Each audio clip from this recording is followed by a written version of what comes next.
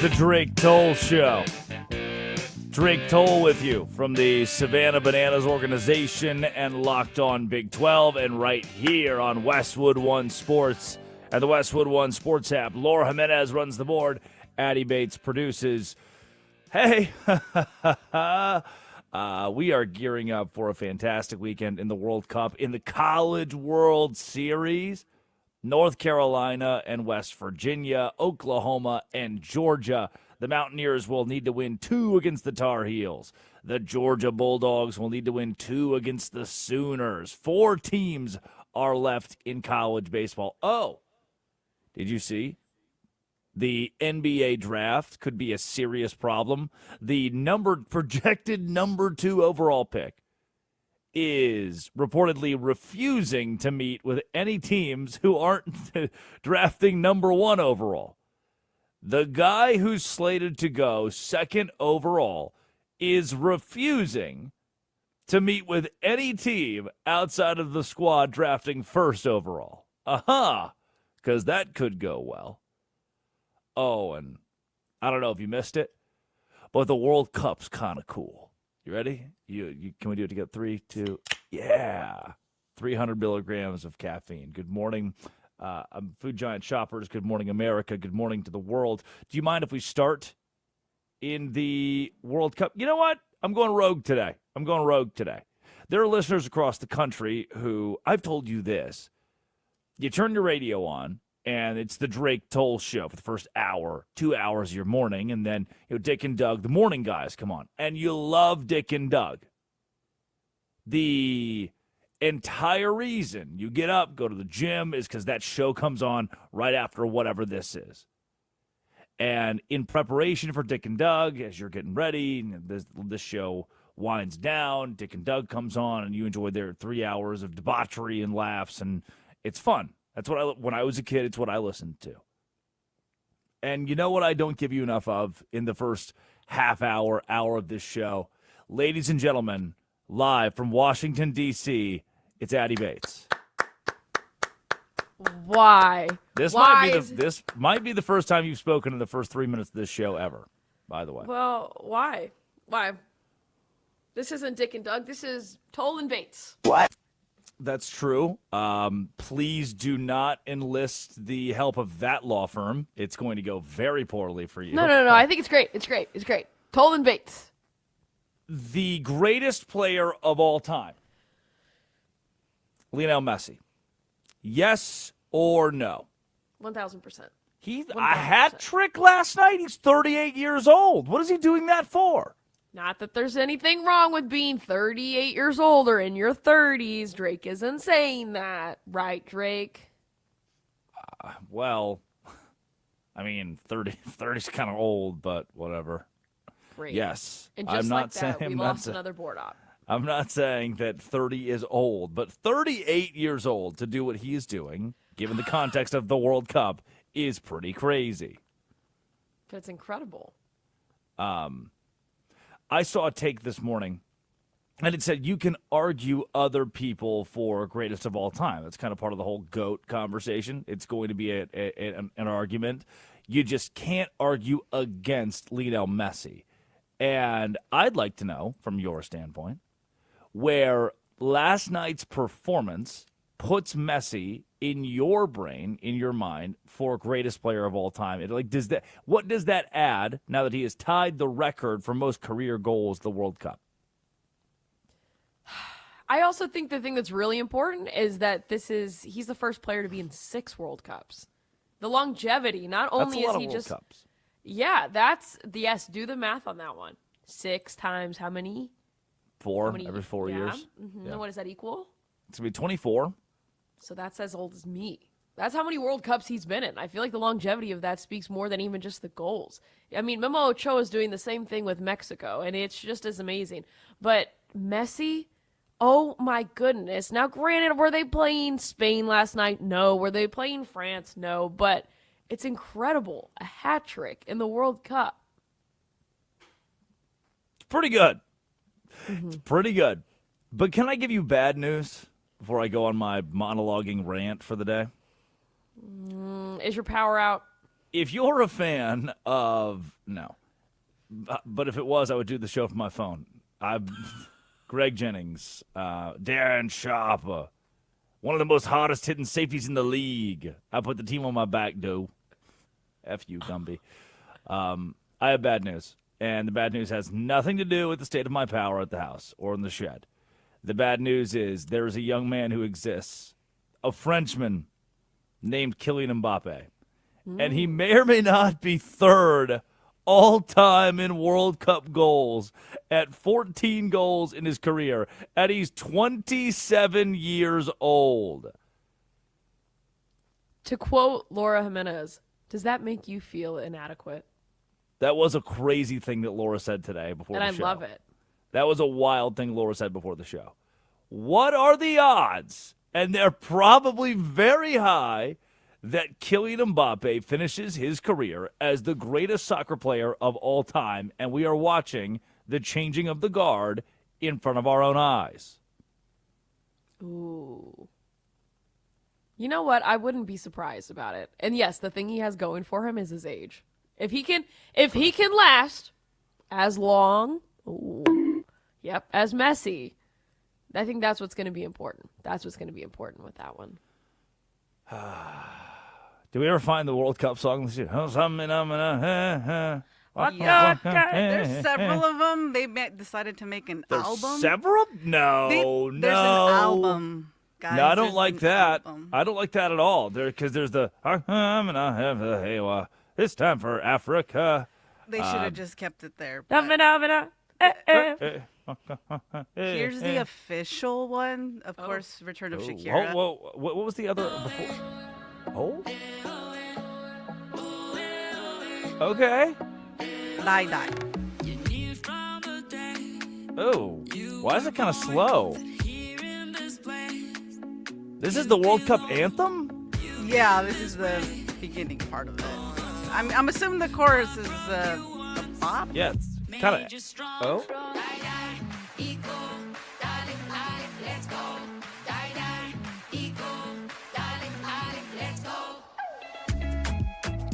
That's it? That's the best we could do? Yeah, I guess. We got Shakira, and all we can do, that's a bunch of beeps and boops? What? Wow! They should have had Bad Bunny do it. The bunny that just divorced Jelly Roll, correct? Yes, the nefarious rabbit. The rabbit. Wait, well, there is another one. It's just called Goals. Again, Okay, there's a whole album. Let's see what's going on with goals here for the World Cup. Oh, I like this more. Okay.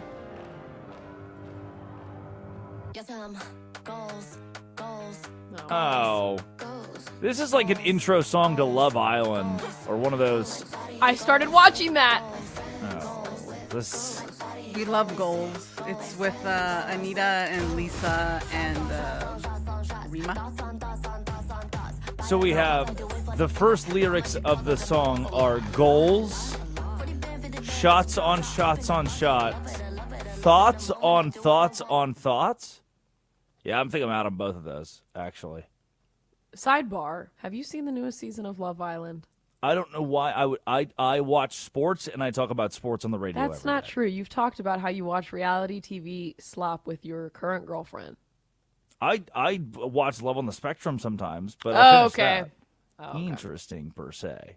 Outside of that, which I started watching that years ago as someone, because my mom was like, hey, I've got a brother who has autism. Like, my brother would be a great candidate for Love on the Spectrum. And I was like, what is that? I should watch it.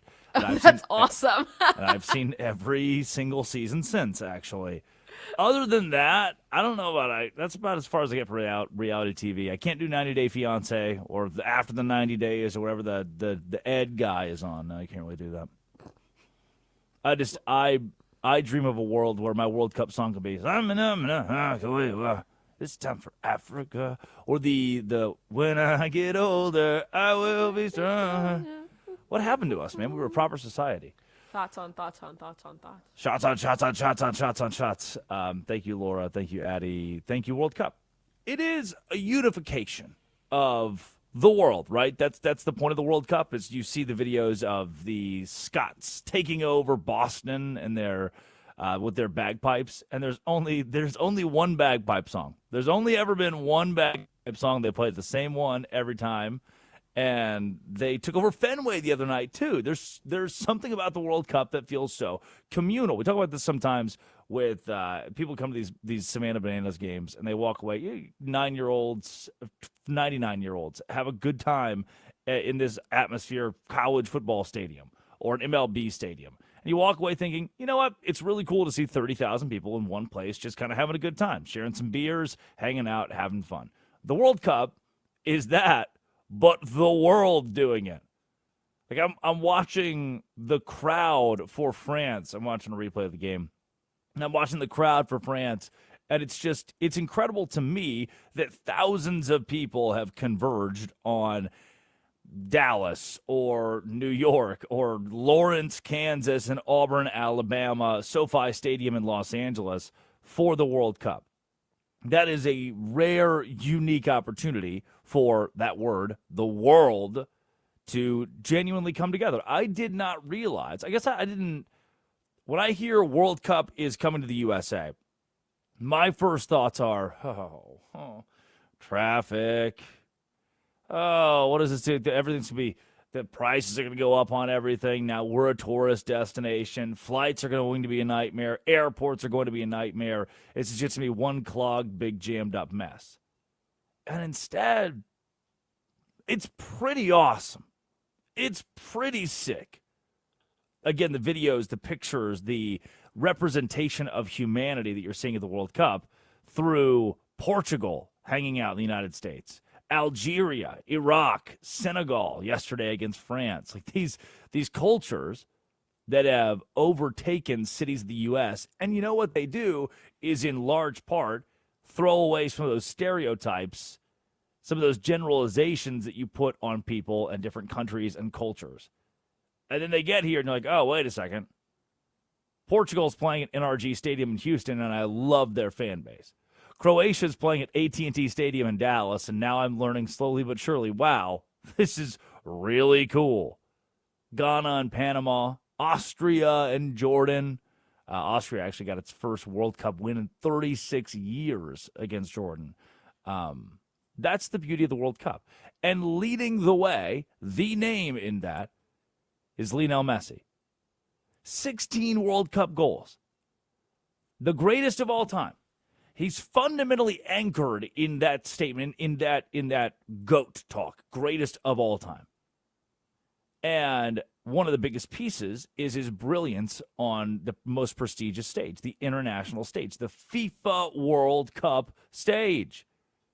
From being a teenager in 2006 to what he's doing in 2026, leading Argentina to glory in 2022, 3 goals yesterday. This Lionel Messi guy is the greatest to do it. You are watching, again, same guy that captained Argentina in 2022, silencing long-standing critics with the title, cementing his status as the leader, a guy who can deliver under the weight of the immense national pressure. I don't think anybody's arguing that Messi is in the elite of the elite, right?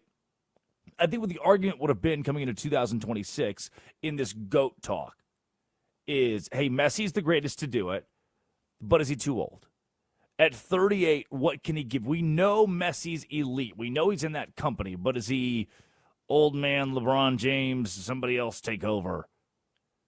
Has he lost his spark?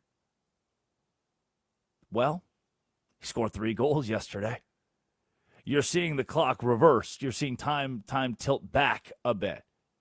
And a hat trick for Lionel Messi. Beyond the goals, the influence he has had on the soccer community, again, even as it pertains to the World Cup, is undeniable. After that 3-1 win over Senegal yesterday, as I'm sitting and thinking, prepping for the show, it's like, all right, Messi, man of the match 10 times in World Cup history. That's the most ever.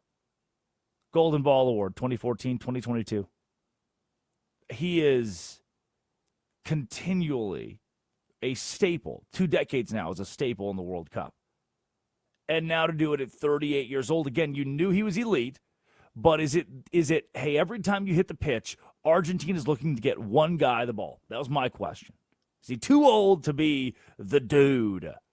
That every time we have to get him, the ball must be in his possession. And it was still the case last night. Some things never change. But again, Kylian Mbappé, the Frenchman, will, when he retires, he's 27 years old. He has 11 years to catch up to the accolades of Messi. And from a World Cup standpoint, well on his way. Messi, 16 career goals in the World Cup. He is 38 years old. Kylian Mbappé, 14 World Cup goals at 27 years old. 14. It's pretty good. It's pretty good. At his case, for greatest of all time, having notched 14 goals in just 15 matches, and again, striking last night, means that Kylian Mbappé, when all is said and done, will make this thing a very, will make this thing hairy. Should say, I said earlier, France 3-1 over Senegal. It was Argentina 3-0 over Algeria for Messi, and for Mbappe, France 3-1 over Senegal. Over the course of the show today, we'll hit more World Cup, have highlights from the matches yesterday, and we can talk U.S. soccer. We can do it. It can't hurt us yet. It won't hurt us yet. The news is only good to this point, so that I'll accept. When we come back on the Drake Toll Show, buckle up and get ready. John Tortorella won't return as the head coach of the Las Vegas Golden Knights. And you're thinking, who the hell is that? Who are they? I mean, if you're not a hockey guy, I don't need you to be a hockey guy. Here's the story of Bruce Bochy coming out of retirement to coach you to a title, and then you saying, I don't need all that. Just 3 months later. I don't like that story. It's Westwood One Sports and the Westwood One Sports app. You can listen to the entirety of the Drake Toll Show on that Westwood One Sports app or SiriusXM 375, the Drake Toll Show YouTube channel. Addie Bates produces, Laura Jimenez runs the board, and John Tortorella doesn't have a job? This is the Drake Toll Show.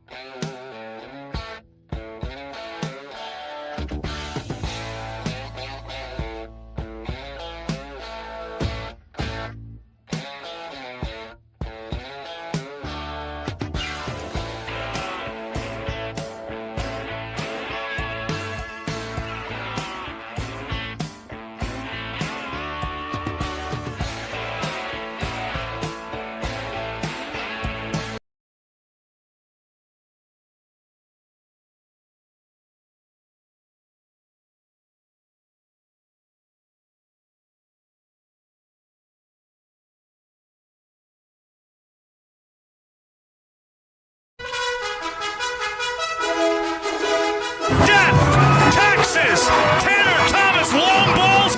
Interesting per se. I doubled the size of it, you dumb person. It is the Drake Toll Show. Drake Toll with you from the Savannah Bananas organization, Locked On Big 12, right here on Westwood One Sports and the Westwood One Sports app. Busy weekend ahead. 9 o'clock Eastern time on Friday. Juneteenth. Friday is June 19th. The documentary on the Indianapolis Clowns will drop in E60 on ESPN. The Indianapolis Clowns are a harrowing brand of the Negro Leagues that have been revived in Banana Ball, the league established by the Savannah Bananas, and now Jackie Bradley Jr., Monet Davis, some of the biggest names of the last 15 years in baseball have joined the ranks of Indianapolis Clowns. And really cool. We're actually, the organization's kind of buzzing over the idea that there's a documentary that will explain the history of Indianapolis as a baseball brand from the Negro Leagues now into Banana Ball. Alongside that, I'm on TV again this weekend. True TV CW Friday and Saturday. The Party Animals and Texas Tailgaters in Nashville, Tennessee.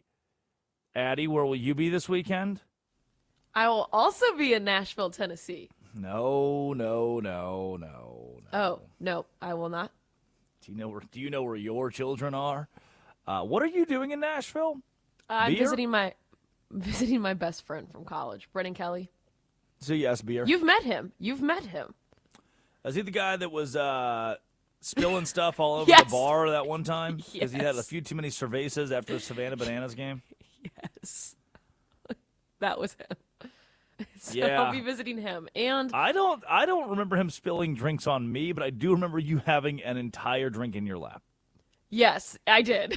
So that was fun. Yes, that was fun. I'll be seeing him and his roommate, who is a country music singer. So it'll be a Of course, fun time. naturally, Of course, they're in Nashville. Nashville. I do. Yeah, I remember seeing this guy. He does not remember seeing me or seeing anything that night. Nope. But my leather skirt was covered in, what was it? Hurricanes. So happy about that. Yeah. Oh. I don't know what's in a hurricane, but I think it's the list is shorter of what's not in a hurricane. They just kind of start grabbing liquors and going. I don't need all that in my life. It's Wednesday, June 17th. I don't need to be thinking about that on Wednesday, June 17th at 6:27 a.m. Eastern time. Please. I don't have Yeah. good history with hurricanes, so. Well, you wouldn't be alone. I feel like that's a pretty. No one in history has made the statement of, I've got a great track record with hurricanes, both natural disaster or alcoholic drink. Boy, do I love hurricanes. I didn't think that him spilling that in your lap was very kind. I have a question. Good morning, Laura. What are the color of this drink? Red. It depends. Red. I've had a green hurricane before. By the way, when it goes down red, it comes up the same color, so. Oh, well, didn't like that. Did not need to hear that on the show today. Laura, you never had a hurricane before? No. Ever been to New Orleans? Nope. Never heard Laura, of it. we got to change that. Yeah, Laura, you should try anything once. No, I'm good. Thank you so much. It's okay. You're welcome. John Tortorella is no longer the coach in Vegas. You know, the craziest part of the John Tortorella deal is No, and you might. I think the reason sometimes that I have this not deprecating look of hockey, but I like to really explain it. When I'm doing the radio, I'm speaking to my father on the Drake Toll Show, Westwood One Sports, and you can listen live every show on the Westwood One Sports app. And my dad watches Arkansas Razorback football. When we used to watch it. It was a religion in our household, and they've just sucked for the last 10 years. And that's about it. The buck stops there. He watches Arkansas football and then college softball. My sister plays softball at Baylor. And if it's not that, he doesn't really care. Now, every now and then I'll get a text. What is this Brendan Sorsby deal? Like, all right, Dad's getting invested. Okay. Or who is Diana Rossini? It's like, okay, whoa. Put it in reverse there. And I have to remember to explain thoroughly who these people are and what they mean. And we were not a hockey household, middle of Arkansas, Valonia, Arkansas, population 4,000. Not a hockey household. And so I have to, every morning, I'm like, okay, how would I explain this to my father? Why would my father care about John Tortorella? Or why would he care about who the Las Vegas Golden Knights are? This isn't a story of hockey coach is fired or hockey coach is dismissed. This is a story of disrespect, of the thing that I was taught since I was a kid. Hey, man up. Look me in the eye. And if I work hard for you, you work hard for me. We have a mutual understanding. This defies all of that. John Tortorella he was fired by the Philadelphia Flyers hockey team, March 27, 2025. And John Tortorella is a name that's been around hockey for decades. He is 67 years old and has utilized a good portion of that 67 years in hockey as a decent player and a pretty damn good coach. And for Tortorella, he is fired by Philly, sitting at home. You're thinking, okay, what for a guy who's coached around the league since 2000? What can I do that's not just playing with my grandkids? Because I've been playing with my grandkids a lot, and I haven't won the Stanley Cup since in 20 years, since the early days of my coaching career down in Tampa. And I'd like another shot at it. See, that shot doesn't usually come along. You don't usually get to be John Tortorella, recently fired, and hanging out with your grandkids, and then get a call up one day. Hey, do you want to come win the Stanley Cup with us? It doesn't happen in sports. And it didn't necessarily happen here. Tortorella got a call. And here's a timeline of what happened after his firing in Philly. He got a call a year later, March 29th, 2026. This is a few months ago, when Kelly McCrimmon, the GM of the Vegas Golden Knights, fired the Golden Knights coach Bruce Cassidy. 8 games were left in the regular season. Middle of the year, we're firing you. Then McCrimmon calls John Tortorella and gives him this insane offer. I know you're at home with the grandkids, but we got 8 games to go. We just need somebody to come babysit for a little bit. Like, he's not asking him to win the Stanley Cup. He's saying, just come hang out, please. Be the interim coach. So late March into mid-April, John Tortorella puts down the baby grandkid, goes to Las Vegas, and now you are the head coach of the Vegas Golden Knights. And bang, galvanizes the locker room immediately. The team is now 7-0-1 to close out the last 8 games of the regular season, and that surge clinches them the top spot in the Pacific Division. All of a sudden, they're in the postseason, and their postseason outlook kind of positive. They'll play the Utah Mammoth in the first round. And this is Utah's first appearance ever in the playoffs, expansion team. Tortorella can take advantage of this. I was on site for this series. And it was back and forth. Utah put up a great fight. Hell of a series. No one took Vegas seriously in the world of hockey as a contender to win the Stanley Cup. They deleted Utah. Then they played the Anaheim Ducks. That's not world beating. You don't have, whether you do or don't know hockey, Anaheim was not a huge force standing in Vegas way. You mow through them. Then you play the Colorado Avalanche. And the Avalanche were the best team in hockey in the regular season. And they're the Oklahoma City Thunder. This like, oh my gosh, what a generational squad. Nobody can defy them. The Colorado Avalanche are going to win the Stanley Cup going away. With John Tortorella as their head coach, the Las Vegas Golden Knights swept the Colorado Avalanche in a huge upset. They win the Western Conference. They earn a berth to the Stanley Cup final. The Knights faced the Carolina Hurricanes in that Stanley Cup final and led the series before losing in 6 games. And then 2 days after the season ends, the same organization, the Las Vegas Golden Knights, announced that Tortorella will not return. 21-8-1 under his tutelage. So why? If I bring out the legend, if I bring out the guy who's been fired a couple stops along the way, but he's been in hockey for a long time, people know the name.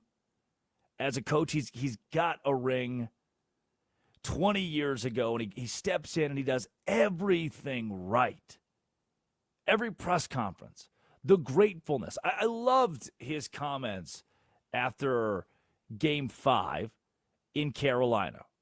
Series was headed back to Vegas. If the Golden Knights won out in the desert, they would send it to a Game 7 in Carolina a few nights later. And Tortorella, sitting in Raleigh, said, hey, we're going to go back to Vegas, and we're going to win. We're going to send it to 7 games. I'm so confident I'm leaving my clothes in the hotel room here in Raleigh. I'll be back to get them in a few days before that 7th game. And while Vegas did not make it to Game 7 of the series, that kind of moxie, that kind of turnaround, mid-season, in-season, into the postseason from John Tortorella tells me everything I need to know about his current state as a head coach.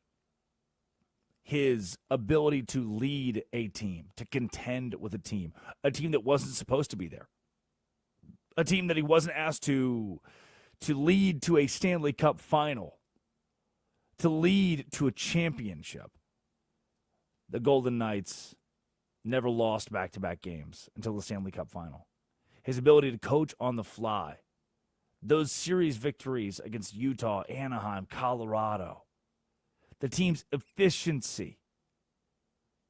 The Golden Knights became a great sports story with John Tortorella as their head coach. And now the verbiage is the Golden Knights, they announced they would not retain him. Why? What more did he need to do over the course of 3 months to earn the red carpet?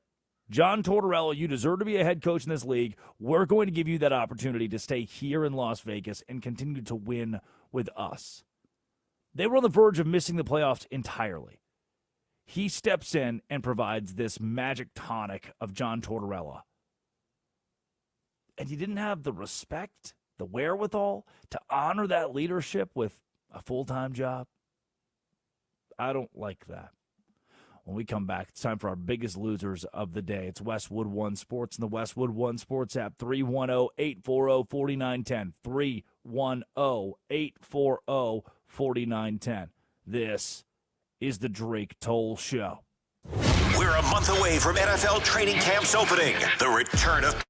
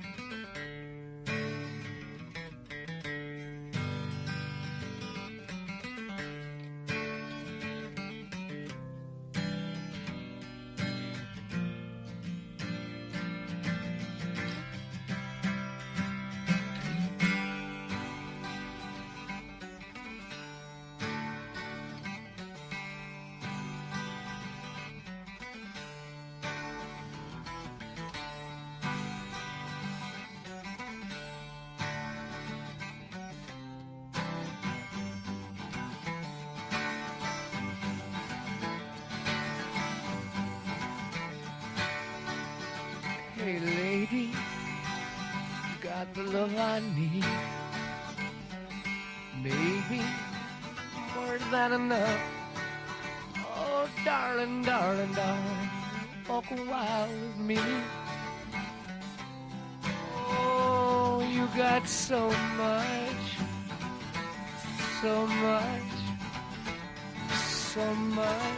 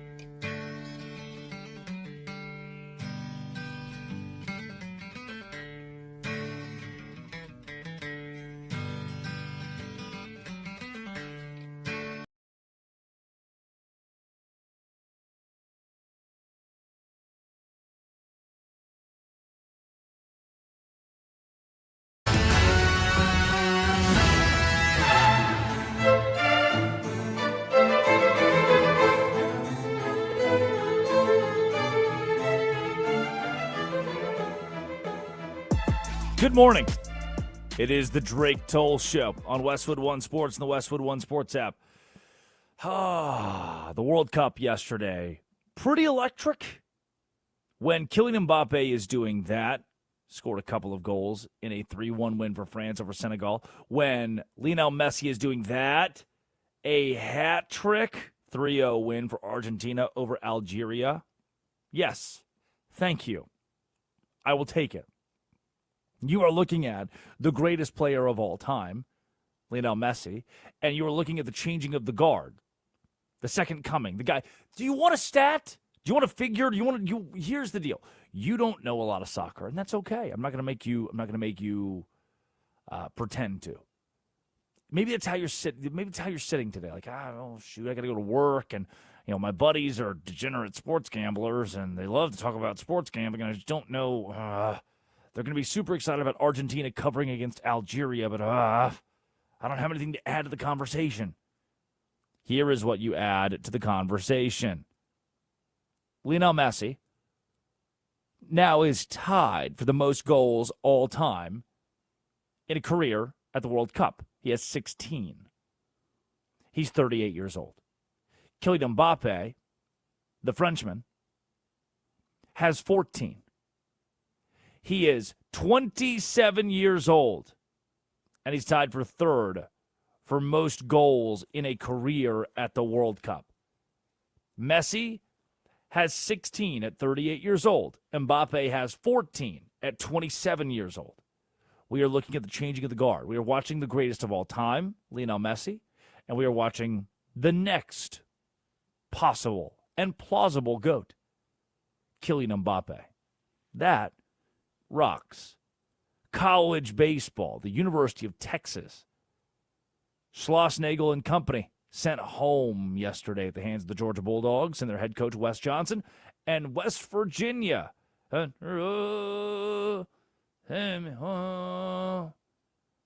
Blanks Troy 12-0, holds the Trojans to just 4 hits. They're two of the best stories out of the College World Series, is having Troy and West Virginia there. A shame that West Virginia, the way the bracket fell, had to send them home. They beat them twice in this tournament. And now the Mountaineers will take on North Carolina. Georgia will meet Oklahoma. In both of those games, here's what you need to know. These are in a double elimination bracket. These are must-win games for West Virginia and Georgia. They need to win twice against their opponents. All Carolina has to do, all the Sooners have to do, just get one. Just win one. And you're going to the finals of the College World Series. And Thursday sets up for a couple of if games. So if Georgia or West Virginia are able to win in their matchups today, they'll force an if game tomorrow. Major League Baseball. We haven't talked enough of it. There were so many, Stanley Cup final alongside the NBA title, New York Knicks, Carolina Hurricanes, that we missed Major League Baseball. The Mariners, 2 games, hear me out, there's a team in the AL West, 2 games above 500. Yeah. Ooh. In an AL West that's been pitiful all year. Phillies on top of the Marlins, now moved to 40-33 on their campaign. The Nationals are good at baseball. Many are saying, people are talking about it. The White Sox are regressing back to the mean. They got jacked 12-2 against the Yankees yesterday. Mets lose to the Reds, and the Atlanta Braves and San Francisco Giants game in Truist was suspended and will resume this afternoon at 2 p.m. Eastern in Atlanta. The Texas Rangers did not play and do not have a baseball team. Please do not inquire any further. And the Dodgers 1-0 over the Rays. It is time for today's biggest losers of the day. Biggest loser of the day, number 1. This is interesting. RFK on, because we established earlier that Love on the Spectrum, watch that show pretty consistently because I got a brother with autism. Here's what RFK had to say on the subject. These are children who should not be suffering like this. These are kids who, many of them were fully functional and regressed because of some environmental exposure into autism when they're 2 years old. And these are kids who will never pay taxes. They'll never hold a job. They'll never play baseball. They'll never write a poem. They'll never go out on a date. Many of them will never use a toilet unassisted. And we have to recognize We are doing this to our children, and we need to put an end to it. Two things to start. One, never get over his voice. I'm always prepared, and then it happens, and I'm like, oh, no, wasn't prepared. I wasn't ready for it. I think the funniest piece of this is an older clip. I think the funniest piece of this is he opens with, well, they'll never pay taxes. Like, that's the first That's thing the you're like, important thing. That's the most important part. because they got autism, now they can't pay taxes. Now I can't make more money. Like, what a wild way to start this whole spiel. I mean, honestly, you could almost play the clip without even giving analysis at the end, and just be like, here, take this. This is where we are as society today. Shout out to my brother Landon, who did go on a bowling date this week with his best friend Bethany. Yeah, he loves to bowl. He's a big bowler. Really? Big bowler. Bowling in the special needs community. Okay. Bowling in Special Olympics. Okay. It's a popular sport. That has no bearing on your time at Valparaiso, but my brother and his friends, if there's one thing they could do, it's go bowling. There's I think it's the math, it's the numbers that he loves. Actually, he hates numbers. I don't really know what it is about bowling. It's awesome. It's awesome. Oh yeah, It's a good time. Yes, correct. Him and Bethany went bowling this week. Loves to fish. He's 21. No beer. Won't drink beer. Don't And make no him. taxes. And he will not pay taxes, much to the chagrin of RFK Jr. That was my segue into shouting out Landon today. Biggest loser of the day. Pop Bass tweets, fans noticed Taylor Swift stayed overnight at the music studio, leaving at 6 a.m. today. Mary Morgan quote tweets it with, she spent 12 hours to cook up a line like, you made a mess. I was the janitor. Which, sadly, that's a good tweet. That's a really good tweet. I was the janitor. Do you think that you don't think that Mike Vrabel was at the recording studio until 6 a.m. as well, right? I can neither confirm nor deny that he was there. You don't think Taylor Swift and Mike Vrabel are quietly hanging out? Dun, dun, dun, dun, dun, dun, dun. Biggest losers of the day. American sports. Let's tee this up for you. American sports reward losers. What do you make of this? What's happening here? I mean, I feel like that also just starts at an early age. We'll start with that one. I feel like that starts at the YMCA. The YMCA-ification of America. What's wrong with the YMCA? The YMCA Participation Awardification of America. That? Do you not know what I'm talking about? No. How basically, like, anybody gets a participation trophy even if you didn't do anything? Did that start at the YMCA? I just don't get why they're catching a stray for that. Yeah. Yeah. Yeah, because they're very big on, like, if you participated, you should get an award for that. But basically, they were just talking about how, in this scenario in particular, is just how, like, things, if you lose something, you can just, get rid of a coach. What's you can the, get a what's new the coach. context on this, by the way? Okay. So, the question is, we know how England, France, Spain play. Players from countries with a strong tradition have recognizable style. What is the style of the U.S. team? And the answer was, their culture is playful. They want to play. We told them, guys playing soccer is one thing, competing is another. They're two completely different sports. They grow up in a culture of playing. Why? If you start in MLS and you haven't won a game in 3 months, you're at the bottom. What's the consequence if there's no promotion or relegation, no international competition? American sports reward losers. Soccer is different, though. If you reward those who don't win, if you don't have goals, you don't fight. If I lose, what happens? Nothing. They just fire the coach. American player is disciplined. But I kind of, agree with it. Do you not? Because, if you're a bad team, you get the best draft pick. That's a good point. I You guess. reward those for being bad in a lot of American sports. Yeah, with relegation in soccer overseas, if you suck, you just get buried in the doldrums of sport. And that's a lot more dramatic than being awarded a first pick. Yeah. Like, just not existing anymore is way worse than... It's kind of funny. Relegation's awesome. Like, hey, if you suck, we have no place for you anymore. Oops. That's great. That's... You are putting your hand to the fire. And I guess, yeah, Americans are awarding losers. Biggest winner of the day, Mexico. Yes. Merlin, 2-year-old duck, Mexico's World Cup opener, became the official mascot of the national team.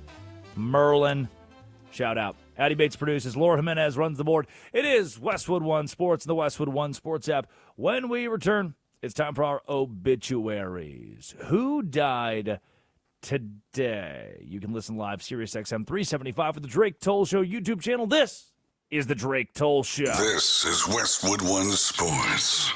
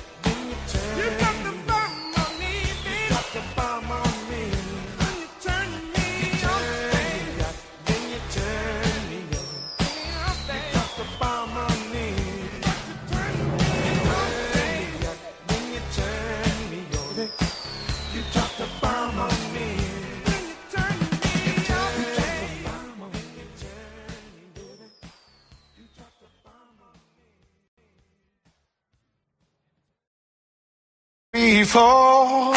I'm high and I'm getting higher. Chains don't rattle no more. Good Lord, I'm feeling lighter. I am being told that this is the other FIFA World Cup song. They were cold, way too heavy.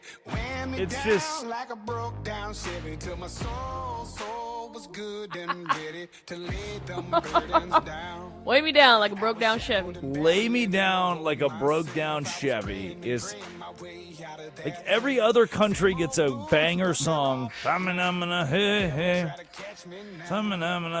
know what FIFA was thinking with this one, but this Is this Jelly Roll? Who it's is Jelly Roll and Cream Leon. Cream? Cream Leon? Oh. I don't know, guys. All right, guys, I got an idea for the World Cup. We're going to do a song. I need Daryl, you bring your chain. I need you to slam that against the ground a few times. We're going to make a little beat out of it. Let's just take a bunch of chains. Let's slam them. Let's have a couple guys stomp on a box and have Jelly Roll. Somebody get Jelly Roll on the phone. This is perfect for him. And the AI Jelly Roll, the AI Jelly Skinny Roll, who divorced his wife of 10 years. He's leaving her allegedly, and there are 2 kids, and her name's like Bunny or something. I just don't get it, man. And maybe I'm in the minority here. I hope I'm not, of the listener base. I don't watch E-News. I don't get it. I don't care, man. I don't care about these people in their lives. If Bad Bunny and Jelly Roll get a divorce, it changes nothing about how I operate and go about my day to day. But what if it was Dua Lipa divorcing Now, her? that's a little different. That's a little that if it was Dua Lipa, I have to care because right as a member of the media and someone who's pretty front facing, like I need an opinion at all times, probably on the major subjects. So if somebody's like, hey, Dua Lipa's here, do you want to say hi? Like by rule, I have to. Do you think you'd put your name in the running? What rule? Potential Dua Lipas, Mr. Lipa. She just got married. What are you talking? She did just get married, but as Jelly Roll has taught us, all things can change. I don't know. Temporary setback is what I like to say. All right. Yep. We'll see There may be no. If years. Jelly Roll and Bad Bunny didn't work out, there might be no true love in the world. So I'm still holding out hope that I could become Drake Lipa one day. I would change my last. I would change my last name. So progressive. The Drake Lipa show. Again, I am considering this through the lens of my father, who's listening now, going, "What's a Dua Lipa?" And I need everyone out there who's not my father to just Google Dua Lipa, and you'd be like, "Okay, all right, we get it. We should all, wherever she is right now, make sure she's okay." There's actually down the street, I live in Savannah, Georgia, and Friday at 4 p.m. Eastern time, there's a Dua Lipa lookalike competition at my neighbor's house. Just of course I'm going to be there. It's science. I need to science. What? To be fair, they did a JFK Jr. lookalike up here, and I really wanted to go. Ew. The guy, the health secretary. What? The health secretary. JFK Jr. My bad. I'm thinking RFK Jr. I was like, My bad. No, that's the one. Yes, we definitely want to go to that one. Okay, is it appropriate to make fun of the voice? Like if someone does the RFK voice, is it? Because wasn't it a worm ate his brain a little bit? That's a different thing. He and his other siblings have the same speech impediment. Is it an impediment? Well, it's like your vocal cords. It's like a spasm. They like spaz in the vocal cords. I don't know. He just said that your brother will never basically be a person almost. Never going to pay taxes. Never going to write a poem. Well, I mean, you can't pay taxes. So how can you be a human if you're not paying taxes? Exactly. But he never said he couldn't. Sarcasm. That's not me saying that, by the way. This is we're quoting people. So I think it's okay to go after the voice. I think that's okay. If we're drawing the line at that, then we need to reevaluate some things. I thought it was the worm brain thing. Well, that too. That's a different thing. That's a whole different issue. And then he kept the raccoon so he can He did cut off a raccoon's raccoon parts. Wait, who? Yeah. RFK Jr. Yeah, same guy. Because he wanted to do experiments, study it. And then he was in that interview with Roseanne. This guy's lore is crazy. He's in an interview with Roseanne Barr, and he admitted to killing taking the carcass of a black bear and driving home with it in Central Park or what, somewhere crazy. Wow. It solved this 25-year mystery of who had taken or dumped this black bear in the park. He's like, oh, that was me. I learned something today that I didn't want to know. Correct. There's a lot of lore there. We're American politics today is this part of the history book, which, by the way, history books I imagine are going by the wayside. We don't have those anymore, do we? We pretty much stopped that. Did they Tracy, start? we're the same age. I don't know. I think they started getting burned. Yeah. I just don't. With computers, I remember we used to have. They'd roll the projector in. You'd have TV day where they roll the TV in. You plug it into the wall. That was always a really fun day. TV day was neat.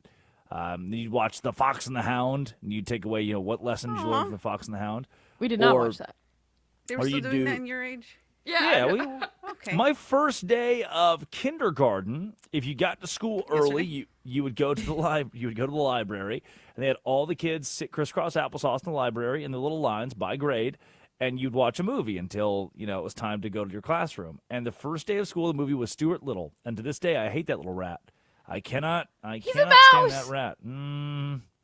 Drake, I send you that photo at least once a week. He's a nuisance to me. When I get nervous to ask something, I have this little photo of Stuart Little. It's him all nervous. And I still don't like the rat. It makes it, before any question that you ask, it makes the question even worse. Unequivocally worse. It's a mouse! He's not a rat. And we had projectors. You bring the projector and you'd place the sheet on the projector and it would ring against the wall. And then eventually smart boards came along, and I had a few times when I was in school that we had computer day.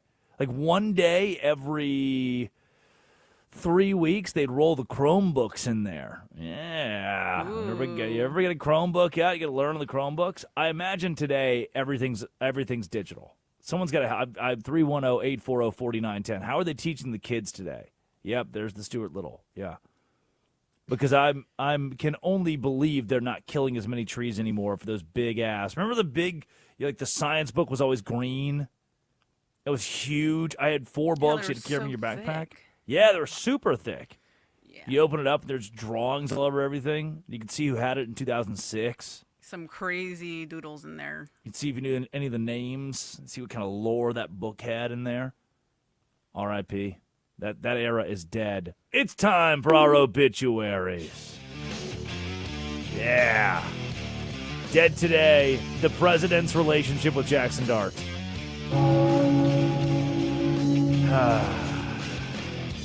He's moved on. During a press conference this week, it was not Jackson Dart who was the highlight of his muse. Nope. Instead, a young reporter caught his eye. Mr. President, I have a question. Yes. Regarding this. What a nice-looking person. Is he from your country? Is he from your country? Absolutely. No, he's got such a nice way about him. My people they're so mean. Look at him, handsome guy. Can put him. Be careful. No, I can put him in a movie right now. Go ahead. Such a handsome guy. Put him in a movie. So cute. It's a little sauce. That's me and Kylian Murphy, if we're ever in the same room. It's me and Kylian Mbappé. Greatest of all time? Oh. Guillermo Ochoa. Dead today. His soccer career. Addy Bates. Take it away. I'll cry. I'll actually cry if I have to talk about this. He said, soccer, there's no meaning for him if he's not. It's the Mexican national team that really gave him the fire that he loves. And he's going to retire. Yes. Question in the front. Big Guillermo Ochoa fan. He is the goalie for the Mexican soccer team. But for those who might not know who Guillermo Ochoa is, why don't we... Yeah, he's the goalie for the Mexican soccer team, and he, 2006, 2010, 2014, this man is insane and kind of been the backbone of that team. And he did say after this World Cup that he will retire because he is old, and that is the man that got me into watching soccer. So that's very sad, and this interview is so wholesome. Please go watch it. I don't care if you don't understand it. I mean, he's tearing up talking about what this team means to him, and without the national team, he has no reason to play anymore. So Memo Ochoa, the goalie for the Mexican national team, It's going to retire. And, you know, I still have my little Memo Ochoa Jesus candle, so I got to go find that. I'll put it above the fireplace. I will cry. I will cry. People say, do you understand soccer? And I say, the producer of the Drake Toll show is half Mexican? Like, what do you mean, do I understand soccer? Last night I had a quesadilla. Did I say that right? Did I get that? Very good, Drake. I had refried beans. Como se dice refried beans? I had you just say frijoles. Chips and salsa for free. They bring it straight to the table, which is great. I love that. I love the culture. Can I guess? Soccer. Did you just have a steak and cheese like quesadilla? Oh yeah, no doubt, 100%. I've mentioned multiple times on this show. Every Tuesday, I go get a pitcher of margaritas, salt on the rim, steak and cheese quesadilla. Alive today. Dead today. My liver. Yeah. When we went to Chewy's together, that's what you got, and you got a drink, and then you got a Miller Lite, and then you got a Miller Lite at a Mexican restaurant. Miller. That's how I was told. That's what they call it. That's what they told me to say last night at the at Cancun too. It's the worst part. Is the name of the Mexican restaurant is Cancun. Two. There are two of them. It's very funny. So when you're like, oh, I'm going to Cancun for dinner, one or two, and two is way better. Dead today. Bars in Boston. On a train back to Boston. On a train back to Boston. I was so broke down like a Chevy truck. That's my World Cup.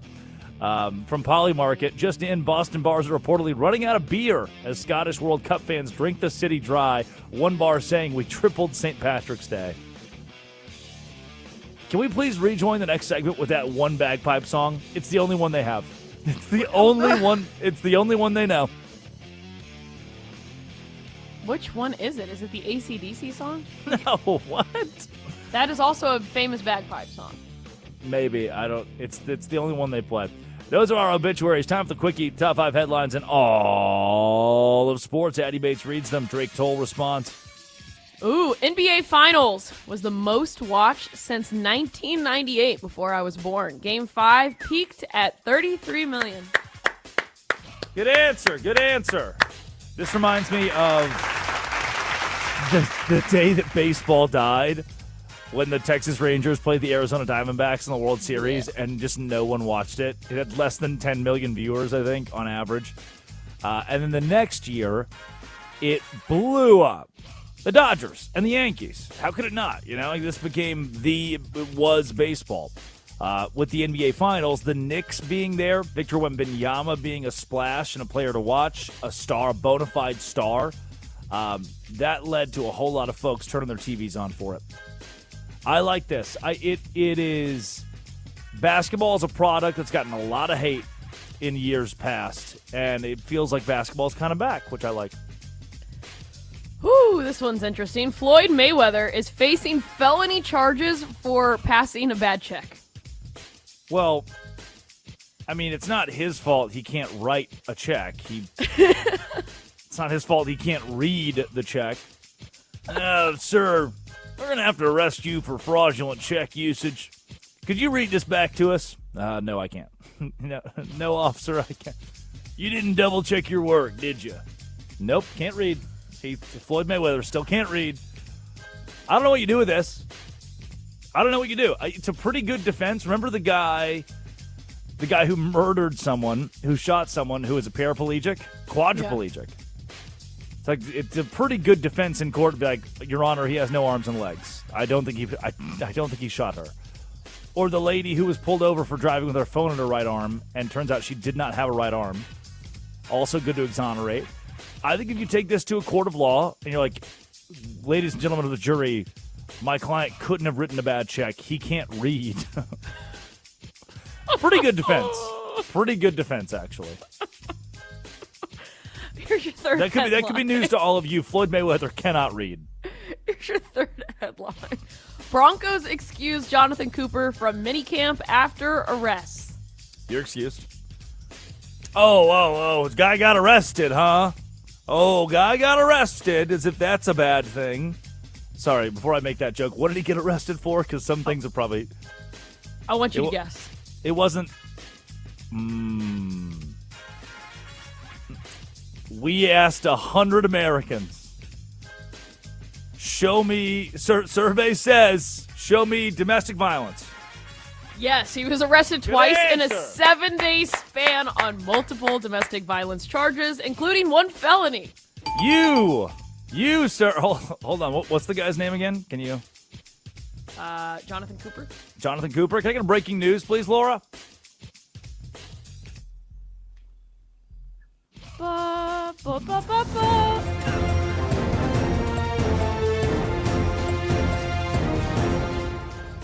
Per Adam Schefter, Jonathan Cooper has been signed on a 4-year, $96 million deal with the Kansas City Chiefs.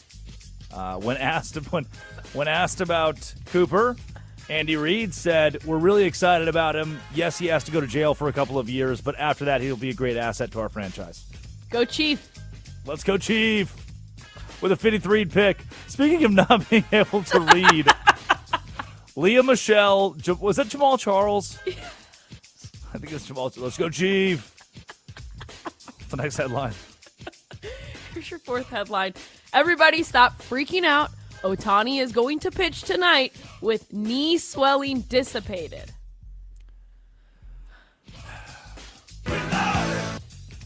Okay. I'm happy to be here with a back-to-back Kansas City Chief. He was not There's listening. a trade. The San Francisco 49ers have traded a 63 pick to Kansas City Chief. With the 63 pick in the 24 draft, Kansas City select Kinsley Suamaia from BYU tackle. Let's go, Chief. It's the Let's Go Chief that gets me every time. Jamal Charles announcing a 2024 draft pick. They gave him the hardest name of all time. He doesn't know how to read. He very cleanly says BYU. That was his favorite part of the whole thing. He said BYU. Like, all right, I know those letters. It's a trade with a 53rd pick. Let's go, Chief. Fifth headline, please. You didn't even react to that one. Messi nets hat trick to tie the record with 16th World Cup goal. This time for Africa. He's the greatest to ever do it. He's the greatest to ever do it. And Kylian Mbappé will have a gripe for that at the World Cup stage by the time his career is over, no doubt. But Messi's now tied atop that leaderboard, and he will break it this year. Final World Cup for Messi? You decide. Yeah, you decide. It might not be what you think, and it's not what you think. Could be. That's a minute. Those are your headlines. Addy Bates produces. Laura Jimenez runs the board. When we return on the Drake Toll Show, the number 1 overall draft pick, if you ask Darren Peterson, would be Darren Peterson. The problem is, it probably won't be Darren Peterson. What the hell does that mean? This is the Drake Toll Show. Baker Mayfield is looking for a new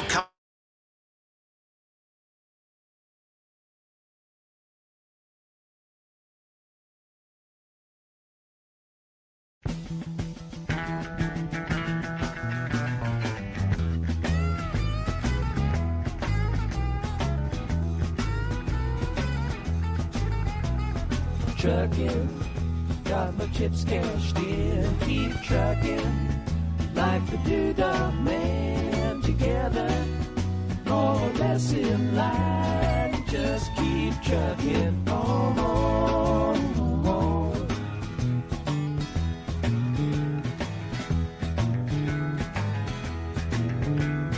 Arrows of neon and flashing marquees out on Main Street. Chicago, New York, Detroit, and it's all on the same street. A typical city involved in a typical daydream. Hang it up and see what tomorrow brings. Dallas got a soft machine. Houston, too close to New Orleans. New York got the ways and means and just won't let you be.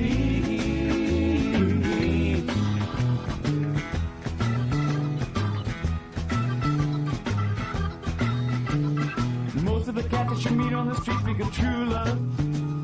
Most of the time they're sitting and crying at home. One of these days they know they gotta get going. Out of the door and down to the street all alone. Trucking like the doodah man once told me, you got to play your hand. Sometimes the cards ain't worth a dime if you don't lay 'em down.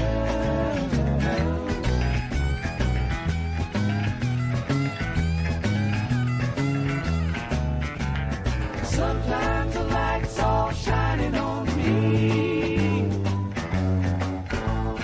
Other times I can barely see. Lately it occurs to me, what a long, strange trip it's been.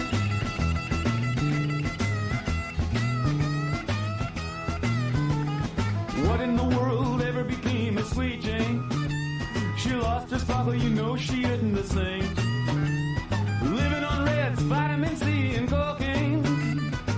All a friend can say is ain't it a shame?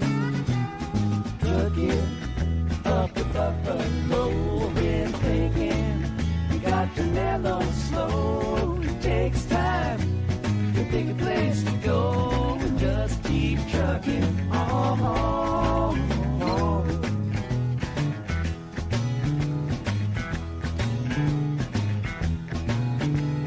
Sitting and staring out of the hotel window. Gotta take, they're gonna kick the door in again. I'd like to get some sleep before I travel, but if you got a warrant, I guess you're gonna come in. Busted down on Bourbon Street, set up like a bowling pin, knocked down, it gets to wearing thin, it just won't let you be.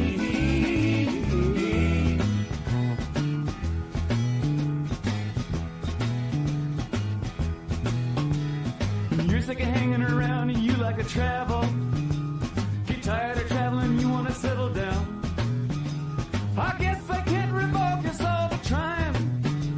Get out of the door, light out and look all around. Sometimes the light's all shining on me. Other times I can barely see. Lately it occurs to me,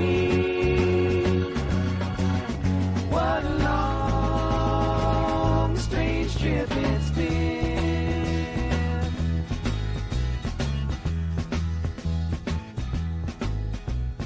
Trucking, I'm going home. Whoa, whoa, baby, back where I belong. Back home, sit down and patch my bones and get back trucking. Oh, oh, oh, oh.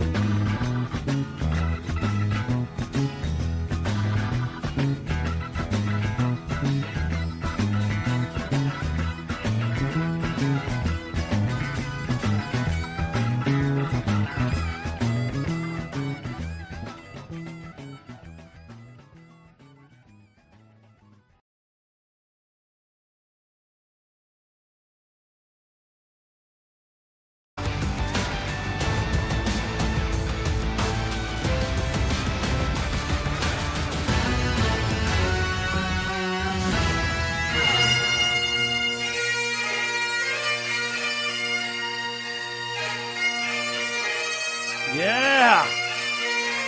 It's the only bagpipe song they have. Anytime someone whips out a bagpipe, that's what they're playing. It's this.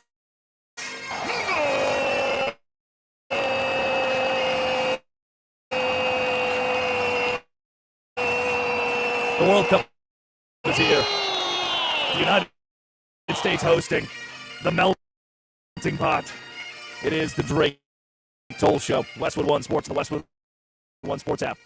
I saw a video of the Scottish. They're marching through the streets of Boston with their bagpipes, and that was the song they were playing. Because of course it was the song they were playing. What else would it be? That's what they do.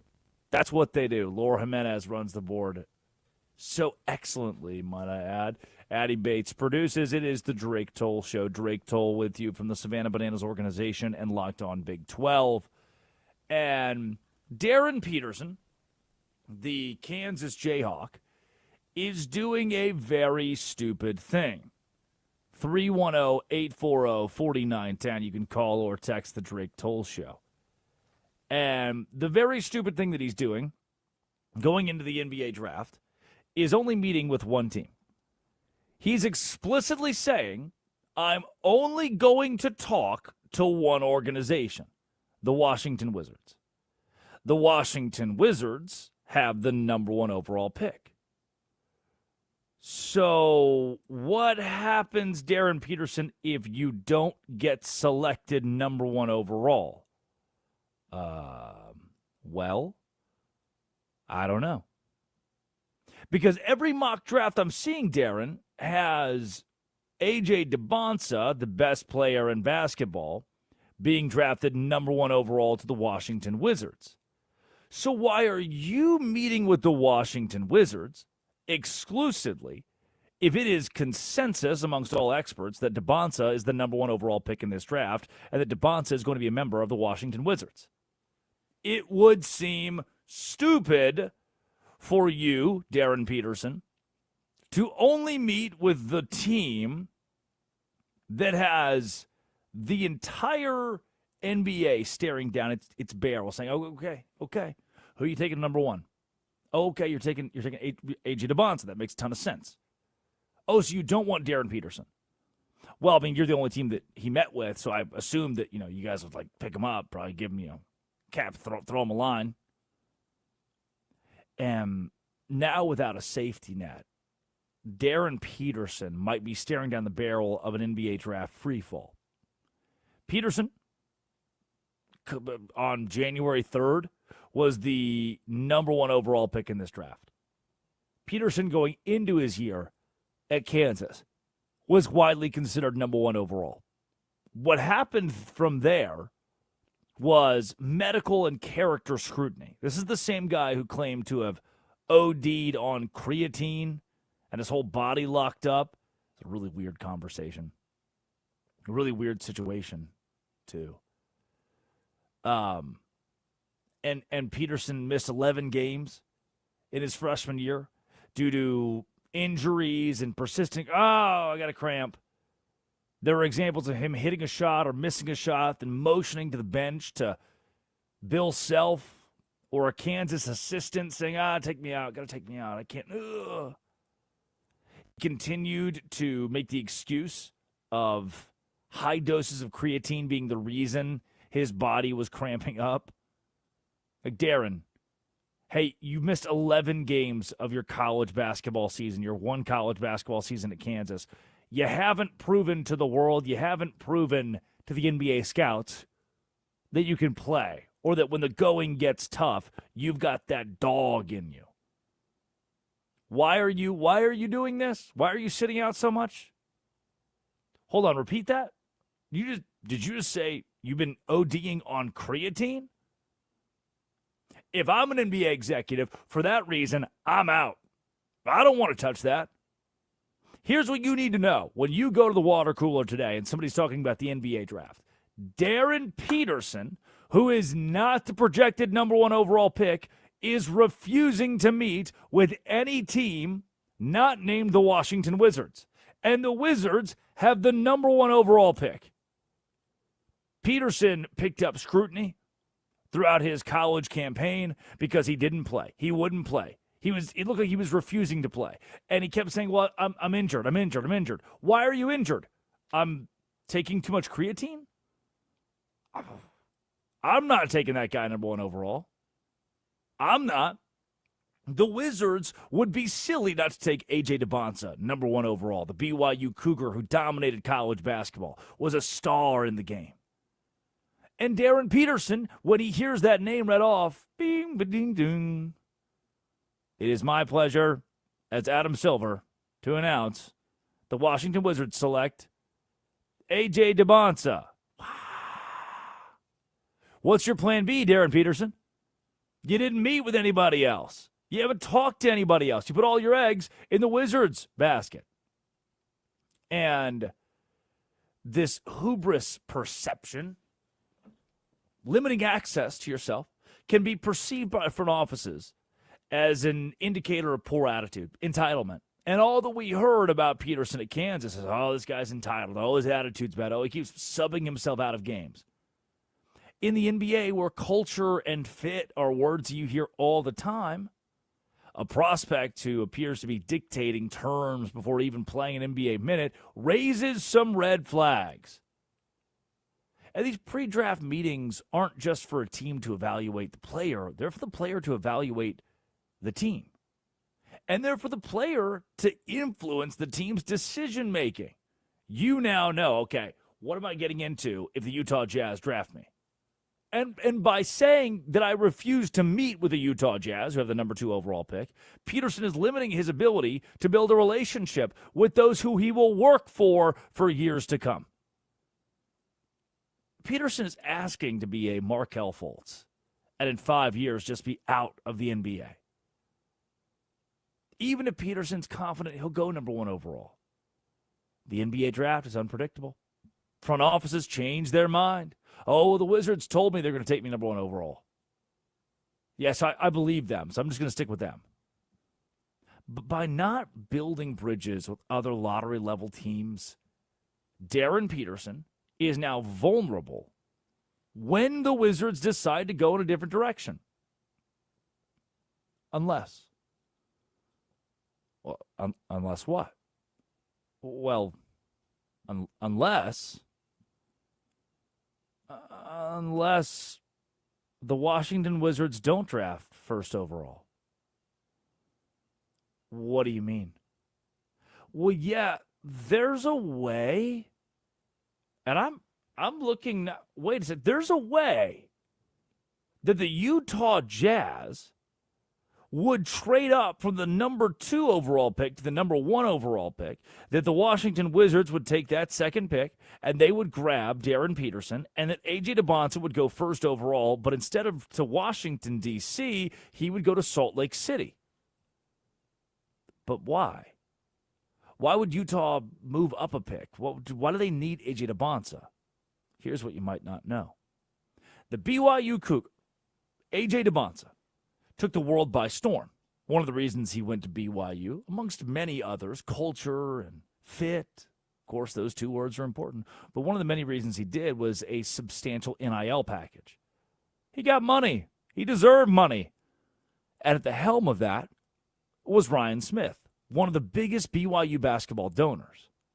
Ryan just so happens to own the Utah Jazz. This is his kid. This is his guy. You just brought him to BYU to be a Cougar. You spent a year with him, and guess who fell in love with him? The entire state of Utah. That's our guy. He's the best basketball player to grace these confines. He played his last year of high school ball in the state of Utah before going to BYU. The owner of the Jazz has skin in the game, has stake in the kid. The owner of the Jazz wants A.J. DeBonsa. So maybe that's why Darren Peterson's only meeting with the Wizards. It's because he knows that Washington's in a great spot to leverage themselves into the number 2 overall pick and grab a guy like Darren Peterson, who they seem to like, and get a little something extra from Utah in the process to be able to compete next season. The Jazz get A.J. DeBonsa. They get their guy. The jersey sales go through the roof. There becomes a cult following around DeBonsa, and they build around him for years to come. He would reinvigorate that fan base. And the Wizards get a fine consolation prize in their eyes. Darren Peterson and whatever the hell else the Jazz want to give Washington for those 2 letters, AJ. The Wizards front office, if they play this right, could determine that there's effectively no difference long-term from a value standpoint in DeBonsa and Peterson. And man, if we can get a little extra, it would only make sense. I think that's where this will go. If I had to call my shot today, I think A.J. DeBonsa is a member of the Utah Jazz in 2026. When we return, World Cup. All of it. It is Westwood One Sports and the Westwood One Sports app. Addie Bates produces. Laura Jimenez runs the board, sponsored by Progressive Commercial Insurance, protecting your business vehicles 24/7. See if you can save at progressivecommercial.com. This is the Drake Toll Show. The U.S. men's national team looks to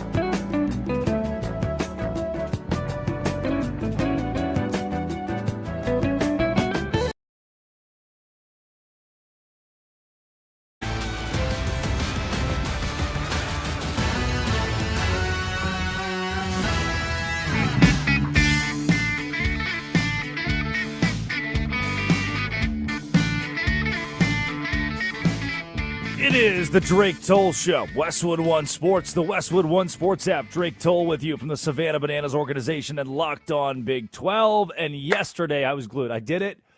I did the classic, which I do it every Tuesday. This wasn't a shtick. I do it every Tuesday. I go to Cancun, too, the Mexican restaurant down the street on the island. Every Tuesday, I get a margarita. I hang out. I watch a little TV in the corner with my friends.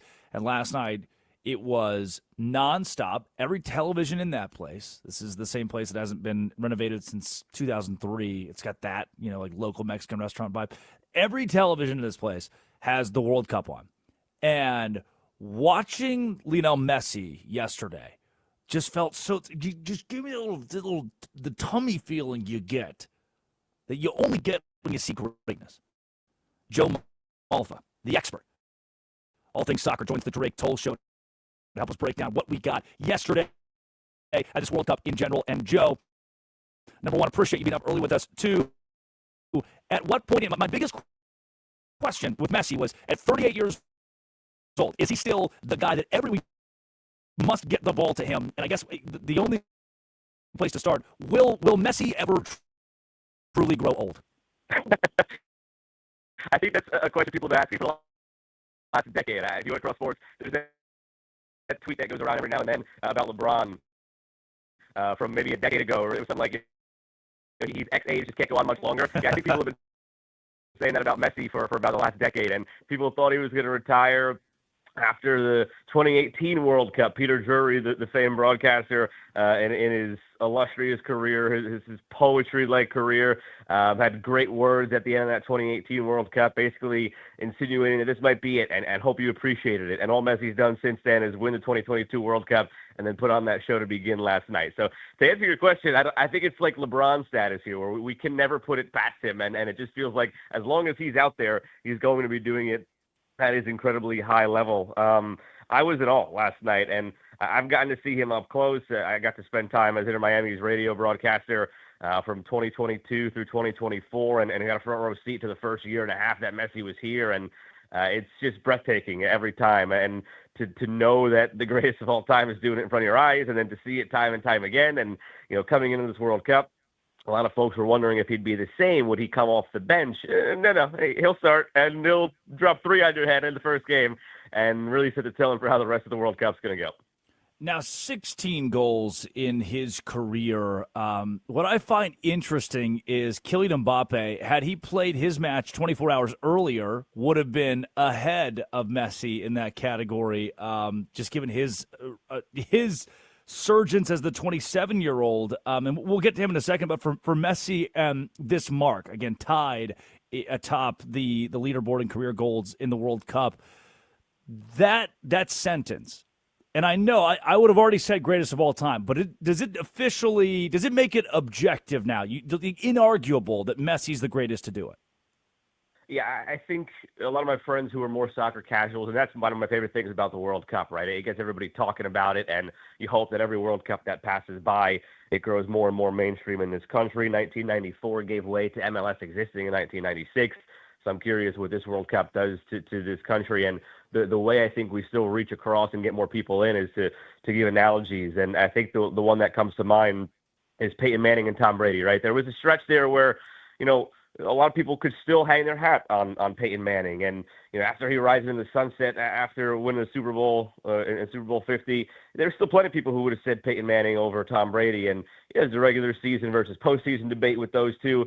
But then it just got to a point after Peyton retired, and then Brady won a couple more with the Patriots, and then he went ahead and he won with the Bucks. It got to a point where even the most ardent Peyton Manning supporter just had to look at the objectivity of it and say, yeah, Tom Brady's the GOAT. I think we've crossed that threshold with Messi. I thought we crossed it back when he won the World Cup. Yeah. There are still some people who would have said no. But now that we've just continued on 4 more years since Qatar, and he's just continued to pile on accolade after accolade, it's getting to a point now where if you say no, and he won another Copa America in 2024. That was the big thing. He had never won a trophy with Argentina, and he had a couple of failures in Copa America, which is the South American championship like the Euros in Europe, and he had never won those either. All of a sudden, he wins that in 2020. He wins World Cup in 2022. He wins Copa America in 2024. And now he's doing this here again in 2026. So it just got to a point where even if you wanted to bury your head in the sand and try to stick with Peyton Manning, you couldn't anymore. Even if you wanted to bury your head in the sand and try to stick with Ronaldo here, you really can't anymore. Joe Malfa, national soccer play-by-play, joining the Drake Toll Show. Follow him at MalfaJ98 on Twitter. Joe, the Ronaldo Messi World Cup. That's what you could kind of dub every World Cup that for now the last couple decades. But this feels like the one, the crescendo. The idea of seeing both in the next World Cup is impossible, and it's very likely we see neither in 4 years. What is the banner, the bright light, the message, the warning that, hey, you should be watching this because you're seeing the changing of the guard? Ooh, that's an interesting question. This is that kind of World Cup that really bridges generations, and I think that's what the selling point is. As much as it's the Messi Ronaldo World Cup, to your point, you've still got Mbappé doing his thing, and he's 27. You've got Erling Haaland, who made his first World Cup and scored 2 goals yesterday in that star-studded day. He's 25. You've got Lamine Yamal, who's 18, who made his World Cup debut for Spain in that crazy 0-0 draw against Cape Verde. And that was one of those games where, again, one of the knocks on soccer is, well, why am I going to watch 90 minutes of a game if it ends up 0-0? If you watch the Spain-Cape Verde game that finished 0-0 and didn't come away just in awe from the end-to-end action and how fun that was, and how an island with, I don't know, maybe 100,000 people off the coast of Africa tied Spain, and you didn't enjoy that, I don't have to tell you. But that's what makes this World Cup special is, for the first time since, I would say, 06, this is going back. I was only 8 years old for that 06 World Cup, but it was one of the first ones that I got to enjoy, and I appreciate more in retrospect learning the histories of it. You had guys like Zinedine Zidane in that final and other players who were at the end of their career passing the torch, and you had Messi and Ronaldo pick it up. Messi and Ronaldo were passing the torch, and you have Mbappé, Haaland, and Lamine Yamal, among others, there to pick it up and carry it forward. Yeah, this is those names, that changing of the guard, Mbappé, to be 27 years old and now third in career World Cup goals. Where will, and this is complete, the barometer on this is everywhere. We could see him on the national stage, on this kind of stage, 3-4 more times. If you had to call your shot today, where does Mbappé finish in that conversation amongst the Messis of the world for one of the greats to do it on this stage? Yeah, it's again, to cross sports and try to bring more people in. I use the analogy whenever everybody asks me this question. It becomes a Djokovic-Federer question for the tennis fans out there. Federer just had a certain essence about him where a lot of people will still stand by him as the GOAT, and maybe for good reason. Different eras, it was maybe a little bit easier for Djokovic to win some majors over the last few years because he hasn't had any stiff competition, not the competition that Federer had at the time with Nadal and then with Djokovic himself. Maybe Messi will always be the guy just because of all the things he's done and how special he is. Kylian Mbappé, as amazing of a player as he is, I don't think he's even close to Messi's level. That's the type of player. It's almost like a Lemieux-Gretzky thing where everybody recognizes Lemieux's greatness in hockey, but he's still not Gretzky, and that's kind of what it feels like for Mbappé and Messi. But trophy-wise and calling my shot, I mean, he's got this World Cup. Health is a question. Longevity is always a question. But in this day and age, with Messi and Ronaldo being the prime examples, even Neymar in his mid-30s still in this World Cup, although he's not as healthy. Same thing with James Rodriguez for Colombia. If you're going to assume health, and you're going to tell me that Mbappé has a World Cup at 31 and a World Cup at 35, I won't push and say 39 like Messi is now and Ronaldo is now. But if he's got 2 more World Cups after this, and he still has this whole tournament that has the extra game with the round of 32 in the first expanded edition, goal-wise, he's going to probably set a mark that nobody ever touches in terms of most goals scored in a World Cup. I mean, we could end this World Cup talking about him and Messi both pushing and knocking on the door of 20 or more. And then Mbappe's got 2 more, with the next one being, I guess, his true prime at 30, 31, depending on how things go, and then another one at 35. So there's a chance he's going to end up with 30 World Cup goals. So that's a record nobody may touch. France is the favorite to win this one. So he might have, at the age of 27, 2 World Cups that he's won and 1 World Cup that he's lost. And in the 3 World Cups that he's played, he's made finals in all 3. And then he's got 2 more. And France's team is deep and it's young, and there's no reason that they won't be favorites again in 2030, and they won't be favorites again in 2034. If I told you today that Kylian Mbappé and France in his career end up winning 3 World Cups and making it to 5 finals, that wouldn't surprise anybody because of how strong they are. So from that perspective, he's going to have some World Cup accolades that nobody ever touches. Whether that makes him the GOAT, that's a debate that we could have 8 years from now if he accomplishes those things. Like, people still talk about Djokovic and Federer for different reasons. Yeah, putting those numbers, those accolades in perspective, and again, the barometer is looking toward the future. But even those words being spoken into existence for Kylian Mbappé proves already his greatness. And Joe, before we get you out of here, and appreciate your time this early, the United States of America, what is the most? Because everybody loves, you fail if you don't win it all, and the USA is very likely not going to win it all, almost assuredly. What is the best outlook, the best outcome that Americans can expect? I think the best outcome you could hope for is a quarterfinal, and everything else on top of that is just extra special sauce. And people always debate what the best World Cup is in the modern era for the United States. Everybody goes back to 2002 because they made a quarterfinal. I say it's 2014, and they only made the round of 16. And the difference is, in 2002, they had a marquee win over Portugal, but then they limped through the group stage. They only got through because South Korea themselves upset Portugal on the last day. And then they got luck with the draw that they played Mexico instead of Italy in the round of 16. So in the golden child World Cup of this modern era that they made a quarterfinal, they didn't actually play that well. And that's why so much of it is luck of the draw. So we can't forecast ahead here. Whereas in 2014, strong showing in the group stage, they had that classic game against Belgium with the Tim Howard save that I think made a lot of people fans of the game, and that was a huge success. So success is relative when you're talking about the World Cup, just because, as you saw yesterday with France, and as I'm sure you'll see with Spain kicking it into a higher gear with Lamine Yamal and Nico Williams getting healthy, the cream rises to the top in the World Cup. It's why only 8 countries have ever won this tournament, and one of those countries in Uruguay hasn't won one since 1950. So after World War II, the list of teams that has won the World Cup is even shorter. They're not going to win. If they win, I'm going to tattoo every player on my body. But I think a realistic expectation is, at the very minimum, making a round of 16, and that's where the luck of the draw comes in. If the U.S. ends up finishing in second in the group here behind Australia or Turkey based on tiebreakers, well, then that puts them in a quadrant of the bracket where they play Argentina in the round of 16. So if they go up against last night's Argentina team and they lose 2-1 in the round of 16, it's not a failure as much as it sounds like, oh, you only made the round of 16, you made a quarterfinal in the past, why couldn't you get that far again? Yeah, you try beating this Argentina team. But if they win the group now, which is a very realistic possibility after their strong showing against Paraguay in the opener, they don't end up in that quadrant of the bracket, and they will have a more favorable draw. And it lines up likely as they were at a 16 game against the Belgium team that they can beat. And they showed, they played a friendly back in March. At halftime, it was 1-1, and all the starters came out. The game unraveled, it finished 5-2. But when the starters were in there, it was 1-1, and the U.S. was the far better team than Belgium. So if they win this group now and they have control of that, now you're talking about a more favorable matchup in the round of 16, and you can make a quarterfinal. And then the bracket falls who the bracket falls. You know, if you end up going up against an Uruguay or even if you take Spain, all right, as much of a powerhouse as they are, you saw what Cape Verde did to them in that 0-0 draw, that they can be had, and all it takes is one moment. Maybe you do stumble into making the semifinal. That's where it feels like it ends, because that's where it feels like you run into a team like France or Argentina. But the fact that we're even having... This is Westwood One Sports.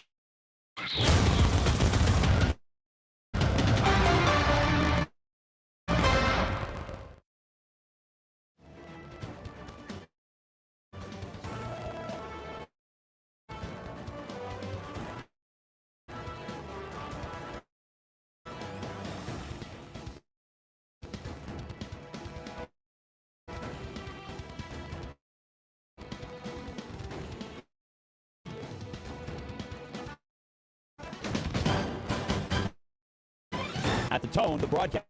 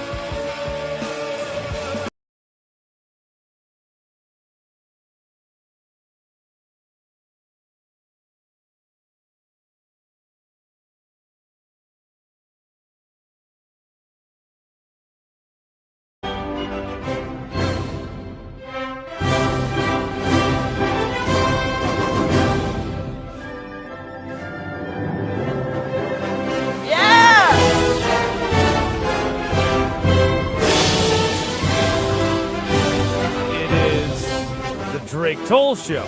Westwood One Sports, the Westwood One Sports app.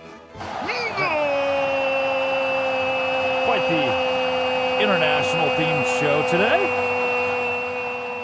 Viva Mexico! The Mexican national anthem brings us back in. Why? I'm not sure. But it does. I thought I'd play a game. And by the way, huge shout out to Joe Malfa for joining the Drake Toll Show at MalfaJ98. What was that deep breath for? What was that deep sigh for? You good over there, boss? Yeah. It's all great. Okay. Yeah. Shout out to Joe for joining the show. Really good stuff from him. We got cut off by the commercial break there. Oops. That's on us. That's me. That's on me. But solid stuff. And I think he's on the money that the U.S. Goes to the quarterfinal. It's all gravy. It's gravy there. It's gravy after that as well. I thought I'd do an experiment. I thought, you know what? I was supposed to fly to Nashville today at 10:30 a.m. out of Savannah, and then I thought, I'm going to move that to later in the day and get it to town a little bit later, finish up some business here in Savannah, then fly out there in a couple. We have 3 banana ball games between the party animals and Texas tailgaters this weekend. I thought, man, what if I did something crazy? What if I went on an adventure and flew from Savannah to Dallas, which is cheap and easy to get to, and then I went to a World Cup game today? I should go at some point to the World Cup, right? Like it's here, it's in the U.S. How do you skip over that? And then I saw the prices. Addie, have you seen this? Are you seeing this right now? Yes. To get one ticket to England versus Croatia, and neither of those teams are great. To get one ticket, England, Croatia. Guess how much? You don't have to guess. I'll tell you. $1,150 to sit on the roof. But What do you mean, but? What's the 2 but? hours before kickoff yesterday for France and Senegal, tickets dropped to as low as $69. Really? How? Guys, people just trying to dump tickets when they can't go. For France?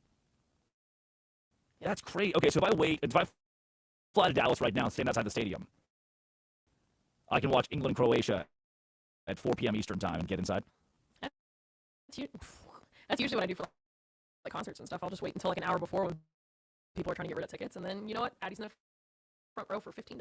I think Spain and Saudi Arabia would be a fun one to go to. Do you? Well, Spain's the favorite, so entering the tournament. Oh yeah, those tickets are only $1,100. What about Mexico? What about Mexico? What about Mexico? That's the only team I care about. Where are they? Yes. Oh, there it is. Yes. Mexico and South Korea. Oh, you okay? $3,824. Yeah, it is. A flight to Mexico. Mexico, Czechia, $2,782. That's to our wallet. Oh, Drake can afford that. Drake can afford that. Yeah, I mean, you can afford a boat. You can afford, you know. Can buy me a boat. Since when can I afford that? Buy me a truck to pull it. What says that I can afford that? So in the past, reading numbers. In the past 6 months, for our listeners out there, Drake has bought a Bronco, brand new Bronco. Not in the past 6 months. Got a perm? Yes, you got it while we were working the show. December 28th. It was not the day you started the show. December 31st, yeah. Okay, sorry. Tax write-off. And then he also got a boat. So, you know what I've gotten? None of that. All of those things, if done correctly, can be cheap. No. Yes, $18,000. I've always considered that to be very cheap. What was $18,000? Isn't that your boat? How much did your boat cost? I've never said that, nor would I ever say that. And I'm not at the liberty to disclose how much I bought my small boat for. Right. I was listing off large numbers for the World Cup. I don't think this conversation was supposed to be geared toward my finances. Well, you said that's expensive, and then Laura was like, I was like, yeah, you can afford it. And you were like, yeah. Laura was like, yeah. And you were like, what? And I was like, you got the car, the boat. You can go to the World Cup via boat. Interesting. Via car? Do you have a private jet? I get to Dallas via boat. Do you have a private jet? This would be, for context for our listeners, expensive for me to buy, and I will not be going to the World Cup today. Okay. That is my crescendo of the conversation. But I'm glad that we've taken a peek into my finances. Congratulations, all of you. England and Ghana, Foxborough. Do you think it's kind of spicy for the British to be in Boston? Do they know? Are they aware of what happened there? When we stole this nation back from their people? I don't think they know. The British from those people. It is time for our 8 o'clock idiots of the day.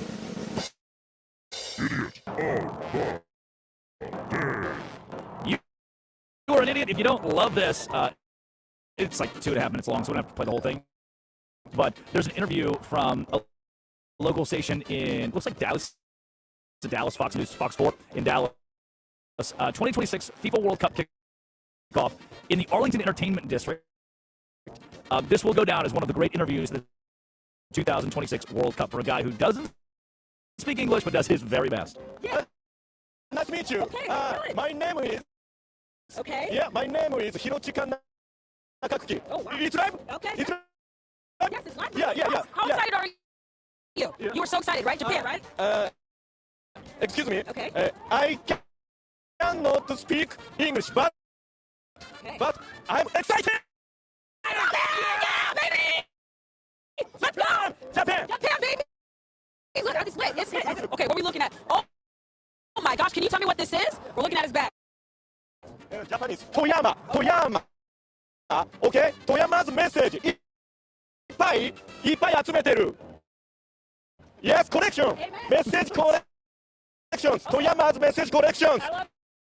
Okay? I love the energy. Thank you so much for talking to us. Yeah. You got any predictions? You got a score? Yeah. That's good. He's very excited. I like this guy. He's very excited. I said on top of the show, the World Cup's so cool. Cynical view was like, clog some stuff up, and there's going to be a lot of just a headache. But I like the idea that Jamaica and Ghana are meeting in Foxborough, Massachusetts to decide which country's better at soccer. And this guy from Japan doesn't speak much English, but he's very excited. I'm excited! Yeah, baby! That's So good. Laura Jimenez runs the board. That's good. That's our biggest winner of the day. You're an idiot if you don't like that. Idiot of the day, Brendan Sorsby. How have we not gotten back around to this? Huh? It's been a breath of fresh air. Reddit college football tweets. Why did Brendan Sorsby not simply lie and say it was his translator placing all of the bets? Patty, Shohei Ohtani did not bet. He doesn't have a gambling issue. It was the other guy. EBay? It was the guy who speaks English. Right. It was. Ohtani just didn't know that a couple $1 million were gone from his account. Correct. Why would you notice that? Right. So it couldn't have been him. It had Same to thing have happened to Michael Jordan. Exact same thing happened to Michael Jordan. And instead of firing his translator, he went and played baseball for a little bit. Let that die down just for a second. Oops. The Sorsby deal, you talked about it at length yesterday, which was good. the Addy Bates Show. Right. At what point do we stop focusing on it? Like, how much of a story is this in the offseason as it pertains to the future of college football?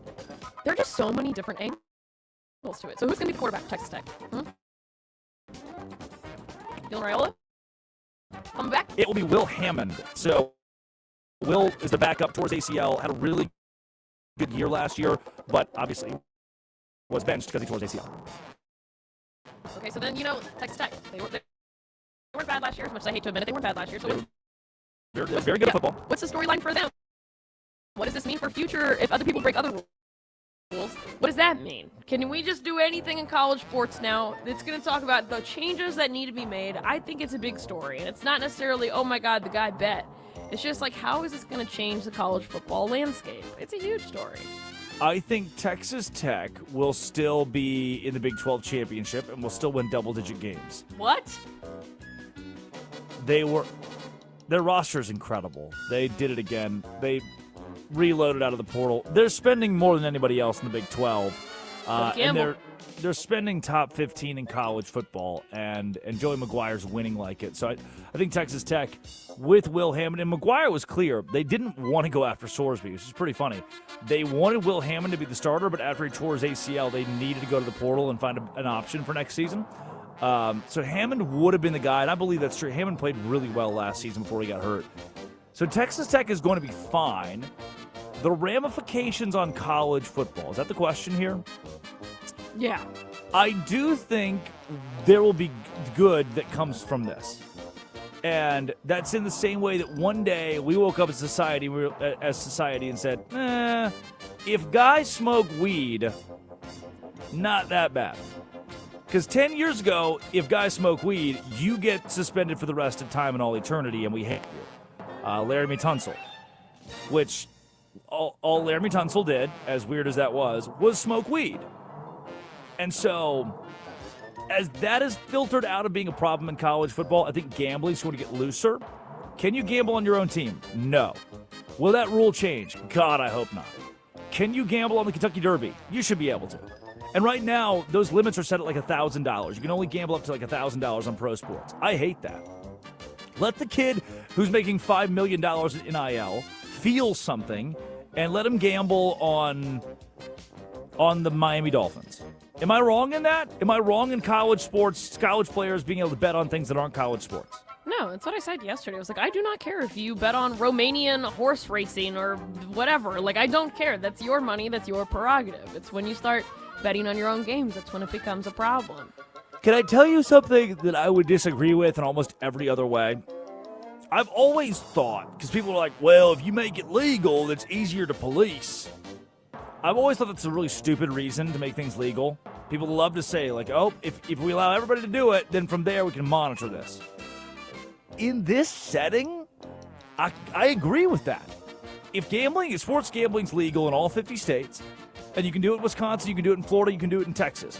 From there, these athletes are going to be easier to track their little logins, pins, and codes when they're downloading FanDuel, DraftKings, or any of that.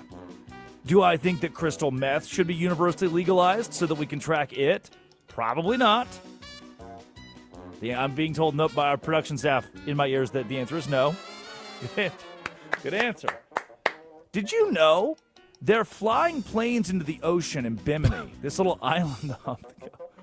I'm my drunk uncle. My dad goes to pray at Thanksgiving. All right, everybody, grab hands, bow your heads. Dear Lord. And then my uncle just goes, did you know they're flying planes into the ocean in Bimini? It's this island off the coast of the United States. It's probably 50 miles off the coast of Florida. It's close to Key West, I believe. And what they do, listen to this, they take these little single-engine planes, and they load them down with cocaine. They put the Colombian Bam Bam in the planes. Tons of it. Worth millions and millions of dollars. They fly. You can't land the plane on Bimini because the government will track that. They crash it into the ocean. Do you see this? Do you see this stuff? They crash into the ocean.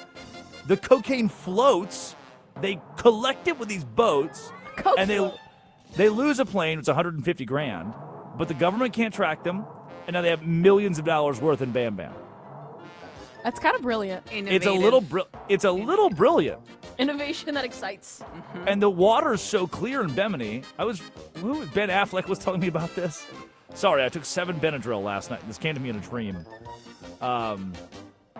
The water's so clear you can see the planes, a graveyard of the planes. So if you're looking to transport things, Texas Tech football players. You're just going to see Drake's boat waiting for another plane to crash. He's just waiting. I'm thinking, I'm getting ideas. I'm thinking long and hard about how I can use this knowledge to my advantage somehow. Oh. I'm watching Good Morning America on the quad box. NHL great using ivermectin to fight cancer. Tomorrow on the Drake Toll Show. Wow. What a Good Morning America headline. Wow. Prison for this guy. Idiot of the day. Greg Abbott? What? Greg Abbott tweets, the Texas Rangers are the only team in Major League Baseball that doesn't host a Pride Night. This week, they're hosting Faith and Family Night instead. Meanwhile, MLB just warned Giants pitchers for writing Bible verses on their own caps. In Texas, we don't punish people for living out their faith. We protect that right. There's a quote tweet on this. Gwen Howerton says, the Houston Astros had Faith and Family Night and Pride Night without incident. Addie, there seems to be a pretty big buzz in Major League Baseball over the rainbow and Pride Month, and everyone's mad at each other. Can you explain what's happening in baseball? Yeah, we kind of touched on this yesterday. Like, it's very performative because people they're not all up in arms. They're not putting Bible quotes on their head any other game of the year other than when it's Pride Night, and it's just because it makes them uncomfortable. So that is a problem, and that's the reason people said that's the reason why there needs to be a Pride Night, because you're uncomfortable with it and you're showing it. You're not acting like this 162 games out of the year. You're doing it for one game out of the year. And so, yes, the Houston Astros, with all of their problems, they did a Faith and Family Night, and they've done a Pride Night, and there have been 0 issues. No one complained about it. And if you're getting upset about it, then you got to go outside and touch some grass, because there are bigger issues in the world. People are dying, okay? People are dying. Big Sin's food bowl is empty. If you're getting mad about this, that's pathetic. Yeah, I mean, I've told you, my neighbor's gay, and it's a token like, well, I have a gay friend. It's like very token. But it's so like my neighbor Dale, never had any problems with him. Dale's like, hey, got a little rainbow flag up. I'm like, all right, cool, Dale. All right. You need any eggs? You need any, like, oh, persimmon's coming in real nice, Dale. Got some extra milk? I need a half cup, please. Like, it's never changed my relationship. It makes me wonder with these MLB players. Like, okay, here's a night where you can just tell your neighbor Dale one time, hey, if I wear this thing for Dale, and this is for these players who are so reluctant, why can't you be like, hey, my neighbor Dale, I support you. You're a cool guy. Like, you know, I don't understand why it's such an issue. Also, if you don't want to wear the hat, don't wear the hat. They're not forcing you to wear the hat. Don't wear the hat and then add your own little, like, oh, well, I'm going to wear the hat in an act of defiance. I'm going to put my own little thing on it. And you just don't have to wear the hat. No. You're bringing, like, this is a negative attention you're bringing to this. And I'll end it on this point. Is like this religious side of it, you know, and sports show here, but this religious side of it, it's like, hey, when you do things like this, when, hey, I'm going to wear the pride hat and I'm going to write something on it, Bible verse, whatever it is, that a lot of people see that as hateful. They're like, oh, that's an act of hate toward the gay community. You're like, well, it's not hate. I don't hate them. Okay, but I'm just trying to tell you what the perception of what you're doing is. It would be more respectful to all involved just to not wear the hat. If you're going to make a whole, like, oh, big statement out of it, oh, but big political, like, oh, this is, hey, there's a better way to do that. There's a loving way to do that. And if the whole basis of, like, you know, what you're going for is love, you think that was the loving way to do it? Do you? When we come back, Rashee Rice is free. Free 4. He's back, baby. He's out of jail. And Andy Reid is excited. The Kansas City Chiefs got their get back. Their best player just escaped jail. Yeah. And then sped out of the parking lot, literally. It's Westwood One Sports and the Westwood One Sports app. This is the Drake Toll Show.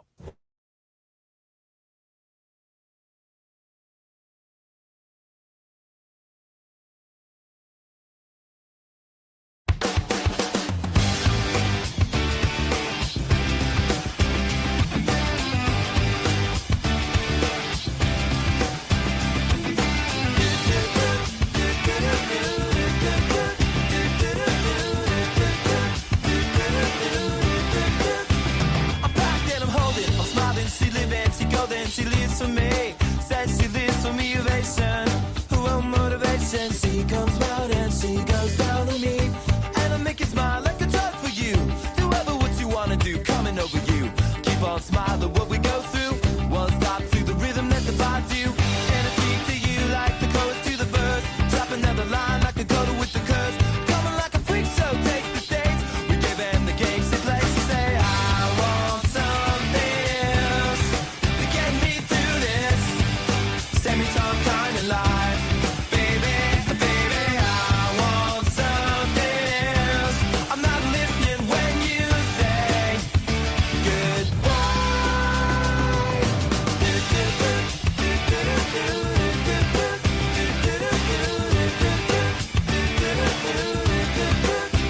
the sky was gold, it was rose. I was taking sips of it to my nose, and I wish I could get back there, someplace back there, smiling in the pictures you would take.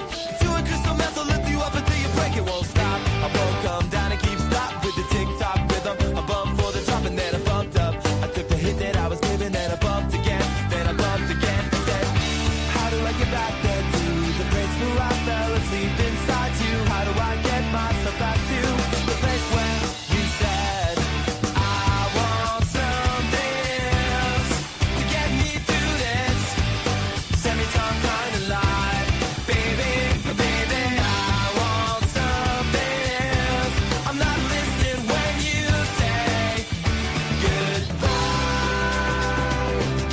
I believe in the sand beneath my toes. The beach gives a feeling, energy feeling. I believe in the faith that grows, and the full light goes can make me cry. When I'm with you, I feel like I could die, and that would be alright, alright. And when the plane came in, she said she was crossing the velvet ribbons in the sea. We tripped on the earth to feel alive, but now I'm stuck here. must confess those little red panties, they pass the test. Let's look around the belly, face down on the mattress. One, and you hold me, and we are broken. Still it's all I wanna do, just to live and I'll feel myself heavy off the ground. I'm scared, I'm not coming down. No, no, and I won't run from my life. She's got the toss now locked down in a smile, but nothing is alright, alright. I want something else to get me through this life, baby. I want something else. Not listening when you say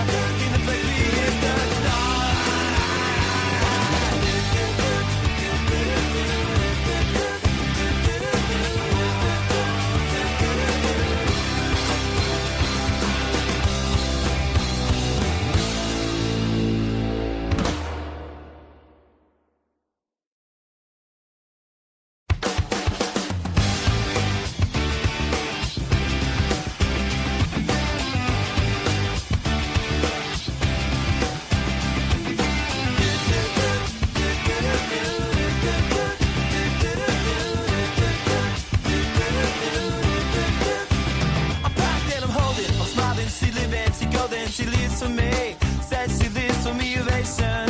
Who will motivation? She comes round and she goes down on me, and I make you smile like a drug for you. Do ever what you wanna do, coming over you. Keep on smiling what we go through. One stop to the rhythm that divides you.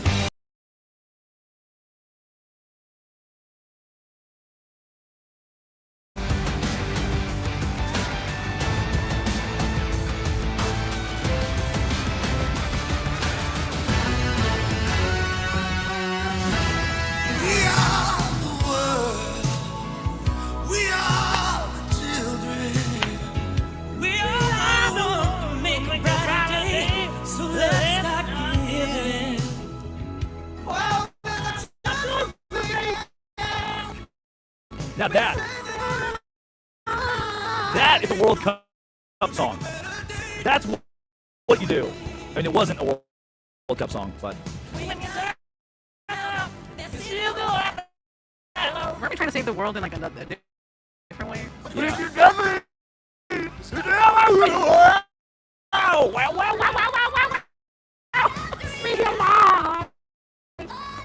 She's about to scream so loud.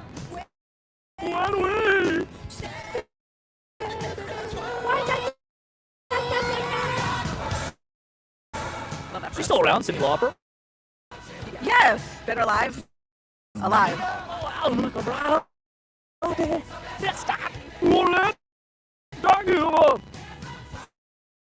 So, this was AIDS, I think. I think this was for AIDS. I feel like you should have confirmed that before you opened your mouth. No, I'm. Hey Siri was the first "We Are the World" for AIDS. Okay. Because I think no, it was for Africa. Yes, it was for Africa. Famously for Africa. Really? Yes. This might be the first time. Okay, I think what I'm getting. I think I'm getting Live Aid and "We Are the World." Live Aid may also have been for actually yes. Live Aid also was for Africa. Yes, they were yes. So then you have. Do you know do they know it's Christmas? That was also for Africa. Right. That's from Band Aid because it's yes, in Sting. Sting was saving Africa at the time. Well, it starts with Paul Young and it has Duran Duran. It has all my little right.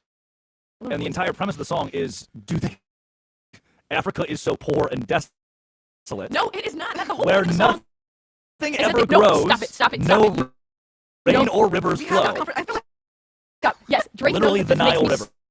so mad because he's not listening to the lyrics. It's about The a country jungle. that is experiencing famine, and they're not going to experience the joys that we get to because they are starving and no one is doing anything about it. That was the point of the song. Like a week one conversation. Yes, it did. Drake does this to push my buttons because he knows I love that song. I'm not pushing your button. I read the lyric, and the thesis of the song was Africa is sad and poor, and I disagree. So, Drake checked out, and did you ever take AP Lit and Lang? And I learned that Africa is I was like, oh wow, third world. Points at on a map. It's the one in the ocean. Is it the cold one? It's the We cold can live on the ocean. I learned in my geography class that Africa is developed. Like there's this whole misconception, backwoods Arkansas, that Africa's this desolate desert wasteland because that's what Bono told us. That's what Sting told us. He was like, yeah, man, they're dying over there from famine. That's true. They're dying over here, dog. They're dying everywhere, man. They're dying. Jim Jones is taking them to Paraguay or wherever Jim Jones went, and he's Kool-Aiding them. Yeah, but everybody from Do They Know It's Christmas? They're all English, or they're not from here. So why would they have focused on the United States? Which is even worse. I went to the streets of London. There's little poor kids all over the place with the little hats on, and they got the little the little bags. They're asking for loose change. I didn't realize that all the misconceptions about England aren't misconceptions. You go over there, you're like, damn. I'll be there next month. You're like, shoot, dog. It doesn't. The sun never shines, and the streets are riddled with little poor children that are walking around with a little. Could you spare? Little Tom Thumb or whoever. I don't even know. Tom Thumb. It's like that's grocery store. It's a grocery store. You're an idiot. Pip. What was that one? A Purpose-Driven Life. That was the book that had Pip, the little kid. Hey, Siri. Tom, no, Siri. Siri, go to bed. Yeah. I think we could have Great Expectations, Charles Dickens. That's how I viewed London, and then I went to London. And I was like, oh wow, they're not beating the allegations here. Here's some beans for you. Refried beans I learned last night at the Mexican restaurant. Pretty good. The cheese is the best part. I don't get why we had a We Are the World for Africa. Why not for Jonestown? Why didn't we do anything? Edmund Fitzgerald, banger. We just kept producing bangers. Why did no one ever sing about Jonestown? No one's like, oh yeah, Kool-Aid. Oh, we have a Kool-Aid man. Yeah, I also, do you think Kool-Aid hates that branding? Or secretly in the back of their mind, they're like, you know what? In the end, from a marketing standpoint, Jonestown wasn't the worst thing that could have happened to Kool-Aid. Do you think that, like, behind closed doors, the CEO of Kool-Aid's like, guys, no one say it publicly, but to be fair, Jim Jones kind of tosses a bone with that one. Like, come on. Why don't we have something for like the Waco siege? Waco. Correct. It was like, hey, there's a famine in Africa. Bono can't save them. Sting can't save them alone. Michael Jackson, can you help? And he gathers this group of people and they sing this song together. It was dilute. I remember 2009, probably 2010, when every channel in America, Disney Channel included, switched from your normal programming to Jamie Foxx, who was like, hey, y'all, Haiti is dead. We have to sing a song for them. And instead of We Are the World with, Paul Simon and Neil Young, I think Neil Young is in the middle of that, we had We Are the World with Vince Vaughn and Mary J. Blige. Remember this? 2009? Mm-hmm. The second We Are the World. Justin Bieber, 13-year-old Justin Bieber leads it off. Miley Cyrus is in there with Barbara Streisand. We were just letting anybody sing that thing. And we had a rap part, we had a little rap verse. It kind of reminds me of when Billy Joel put out We Didn't Start the Fire, and then Fall Out Boy tried to do like a remake of it. Terrible. awful. Yeah, but the Fall Out Boy, people listened to that unironically, so which I bad. didn't It was like. so That people bad. liked the Fall Out Boy. We didn't start the fire. We are the world. Second, Marilyn Monroe. Every Truman Norris Day, Red Johnny Ray, South Jamie, Pacific, Jamie. Winter Jordan. Hi, I'm Jamie Foxx. 25 Yes. years ago, Quincy Jones gathered Yes. an amazing group of artists and musicians to create. And this was way worse. So By Michael the Jackson. the final nugget that I have on the second We Are the World is that Jamie Foxx is coming fresh off of his role playing Ray in the Ray Charles biopic. Yeah. And so somewhere later in the song, Ray Charles always said, Jamie Foxx code switches into impersonating Ray Charles for the final verse of the song and sings We Are the World as dead Ray Charles in the middle of trying to save Haiti. She keeps running. It's the most underrated part of the entire thing is that Jamie Foxx thought he was Ray Charles for a little bit. There comes a time. Yeah. Oh, when baby we Justin. certain cold, when the world God, we were milking that kid for money, man. Oh, no. We were milking that kid for money. We just wanted people dying. Wow. That's Jennifer Nettles from Sugarland. Again, we were kind of letting anybody hop in on We Are the World. We duct taped it together. Groban? Josh Wow. Groban, here he comes. We can't go on pretending day by day. It's, Lionel Richie. That's Oh, wow. Okay, got a bunch of people. I in this. cannot believe it. Yeah, if you can find the cut later on where where we get a Ray Charles impression. I always found it very problematic that Ray Charles died. It was in the first We Are the World, and Jamie Foxx said, "I'll bring him back. I'll do an impression of him during my version." Idiot of the day, Rashee Rice. Chiefs Rashee Rice released from jail, dodges reporters. He sprints out of jail, gets into a car, and immediately speeds through a crosswalk.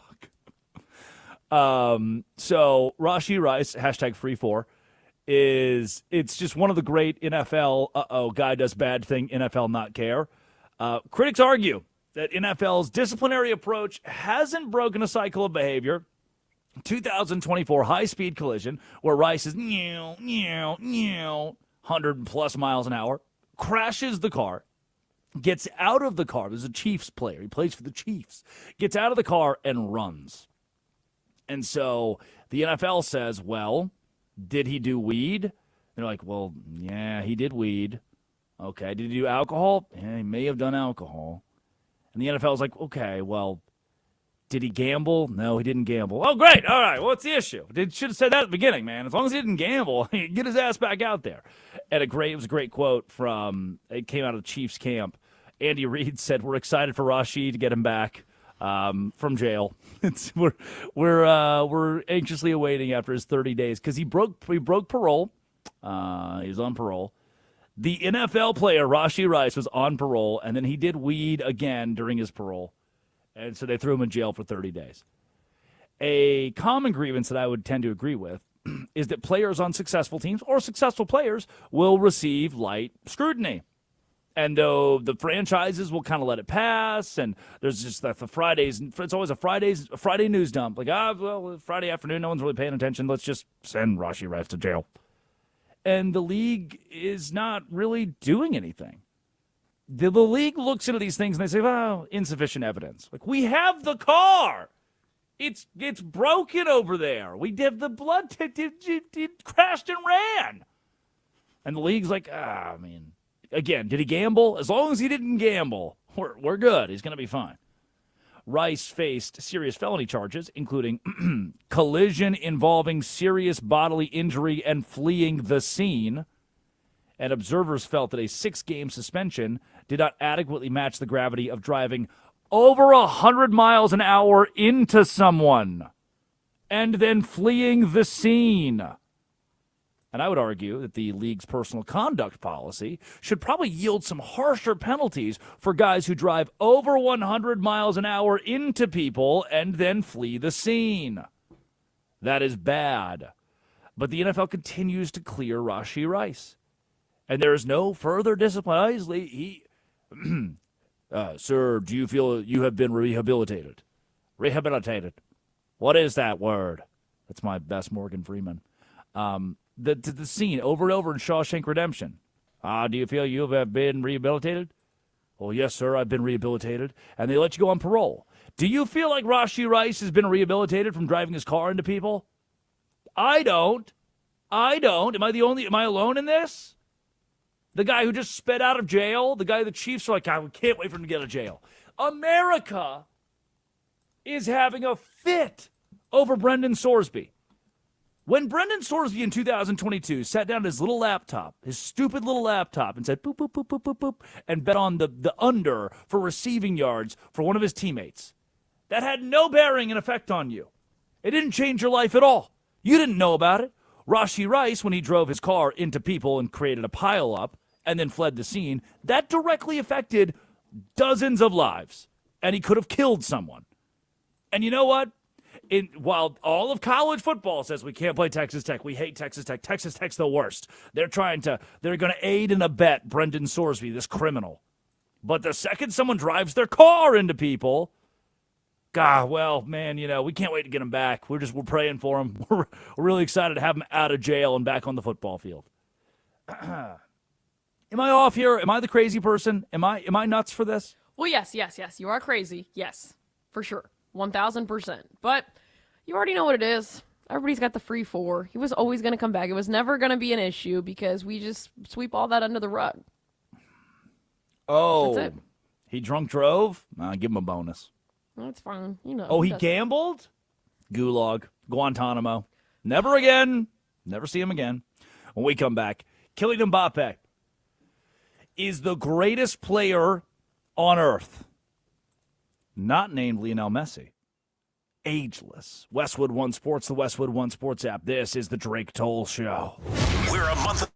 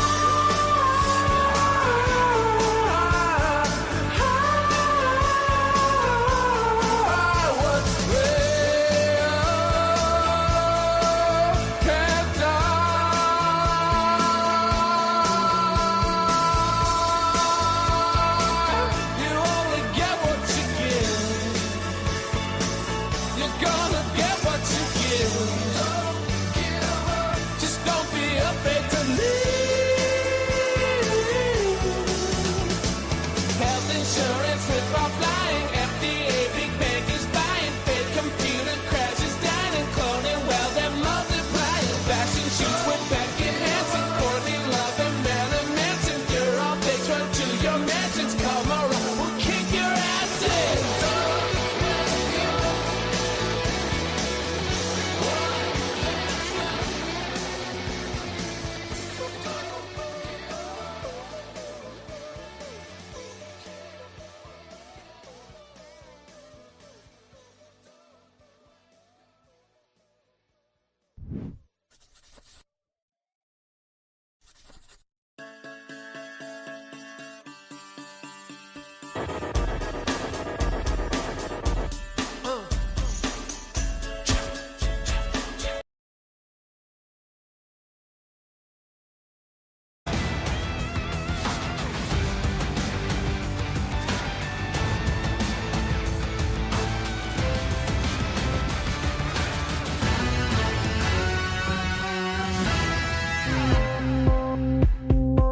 I got a sweet little baddie and she's rolling in the caddy with me.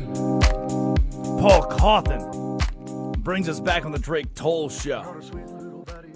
Westwood One Sports, the Westwood One Sports app. Addie Bates produces. Laura Jimenez runs the board. Well, send him your heart. Touch yourself. We did, in the break, look a little bit deeper into We Are the World 2010.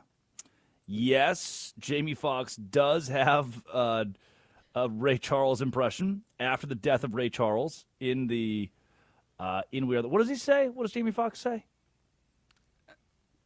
There's a choice we'll make you. Words that he shouldn't have said. I'll roll Shouldn't it even out. be there. He impersonates the living, real singer and artist Jamie Foxx impersonates the dead Ray Charles in We Are the World 2010, which you probably shouldn't do. By the way, revisionist history, we forgot some of the great stars that we did not shout out. I know they feel left out. Included in the music video, Celine Dion. Makes sense. Could see that. Miley Cyrus. She was popular. We were still milking Justin Bieber. Pause. Enrique Iglesias. Also, like this is, I get it. Yeah, These are good artists. We had Barbra Streisand there. Billy Ray Cyrus was in the choir for some why reason. was Jeff Bridges there? Jeff Bridges was also, Does anyone know why he was Laura, there? to save Haiti, to put it plainly. Okay. He was trying to save Haiti. Okay. Which, again, thankfully, because of We Are the World, Haiti has been saved. There is that. After that, we paid for them to be saved. People, you can take cruise ships there now again. Vince Vaughn was in the choir. That one's also confusing to me. Not really. I think Vince Vaughn. I'm a big Vince Vaughn fan. His movies The at Joe Four Bros Christmases. were there. The Jonas Brothers were there. Well, one of them, at least. Again, Adam Levine makes a ton of sense. Julianne Hough, a little confused by her and Randy Jackson being in the choir. Again, this is to save Haiti. We had Rashida Jones. Do you know why? I don't know why Rashida Jones. Because her dad is Quincy Jones. I don't think that should get you into We Are the World. Oh, my God. I personally, my metric for being in We Are the World, I draw the line at Mitchell Musso, Mary J. Blige, Rashida Jones, Tony Braxton. Do you know who Mitchell Musso is? I do, yes. Drake Bell was in is listed in the credits for We Are the World. Nipsey Hussle before he died. Tony Bennett snuck him in there. He's got to be dead, right? Tony Bennett? Yes. Yeah, he did die, didn't he? He's getting old. Thankfully, and we can end it here, Jason Mraz did make the cut for We Are the World. Wow. Jason Mraz was in there. So next time you go to Haiti and you look around and you're like, what a paradise. This is a utopia. You have Jason Mraz to thank. Because in 2010, and Mitchell Musso, because in 2010, 100 brave souls met and AI'd Michael Jackson. But before AI was a thing, they hologrammed Michael Jackson and impersonated dead Ray Charles with We Are the World. I don't think we're actually giving Mitchell Musso enough credit because he had that, and then he had another song that used to go, reduce, reuse, recycle. So he's kind of saving the world. Is he the reduce, reuse, recycle? So the next time you recycle, the next time you go to Haiti, tropical wonderland, and the next time you recycle, you have Mitchell Musso and Jason Mraz to thank. I'm just putting it out there. Disasters happen. there will be volcanoes and tornadoes and hurricanes and many things that try to destroy our planet for years to come. I would like to make it clear and put it on the record publicly, we should not make We Are the World again. We are no longer the world. That was enough. We got it out of our system. Please don't do it again. That is a very good time capsule for what 2010 felt like. That was the earthquake, right? Haiti was the earthquake? Yes. See, I had to ask. You wouldn't know. You wouldn't know now because Right? We Are the World saved Tsunami? It was Right, both? if it's it was an island. So if there's a really big earthquake, then there's a tsunami at some point. Oh. So I know it was an earthquake, but at some Yeah, point. because it like reverberates and the somewhere water there has was a to come tsunami. back, and then because the tectonic plates are doing the thing. I don't remember. Yeah. I was 8. The World Cup is going on, and that's where the We Are the World conversation begins. Here's your 2 minutes of World Cup update. Yesterday was awesome. Last night was a lot of fun. France 3-1 over Senegal. Why was it a lot of fun? Oh, well, because Kylian Mbappé scored 2 goals. He now has 14 in his World Cup career. 14 in 15 games for Kylian Mbappé, who will possibly finish his career as the greatest to ever do it in the World Cup. Kylian Mbappé. Argentina blanked Algeria 3-0 thanks to Lionel Messi's 3 goals. A hat trick. You kidding me? Wow. And then Erling Haaland, 2 goals yesterday. That's right. 4-1 Norway over Iraq. Yeah. The World Cup is off. And that was the headline, the hat trick. People were wondering, 38-year-old Lionel Messi, he's kind of an old guy now, getting up there in his years. Will he still be the guy? Get the ball to Lionel Messi. Ensure that every possession, he at some point gets a touch. Well, the answer is yes. To the point of them feeding him the ball so much, he scored 3 goals yesterday, and he is unequivocally the greatest of all time. Needed the ring, got the ring. He now is tied atop the leaderboard for all-time goals in the World Cup. Well, this will probably be his final World Cup. Very likely his final World Cup. Soak it up. What? Like, this is your last chance, your last opportunity to watch Lionel Messi in the World Cup and to see greatness. And you're not seeing, like, limp to the finish line, LeBron James, old guy. No, you're seeing still carrying his team, still carrying his country, Lionel Messi. He has helped build a golden era of soccer, a golden era of football, right? And Messi, international success, has been the cherry on top.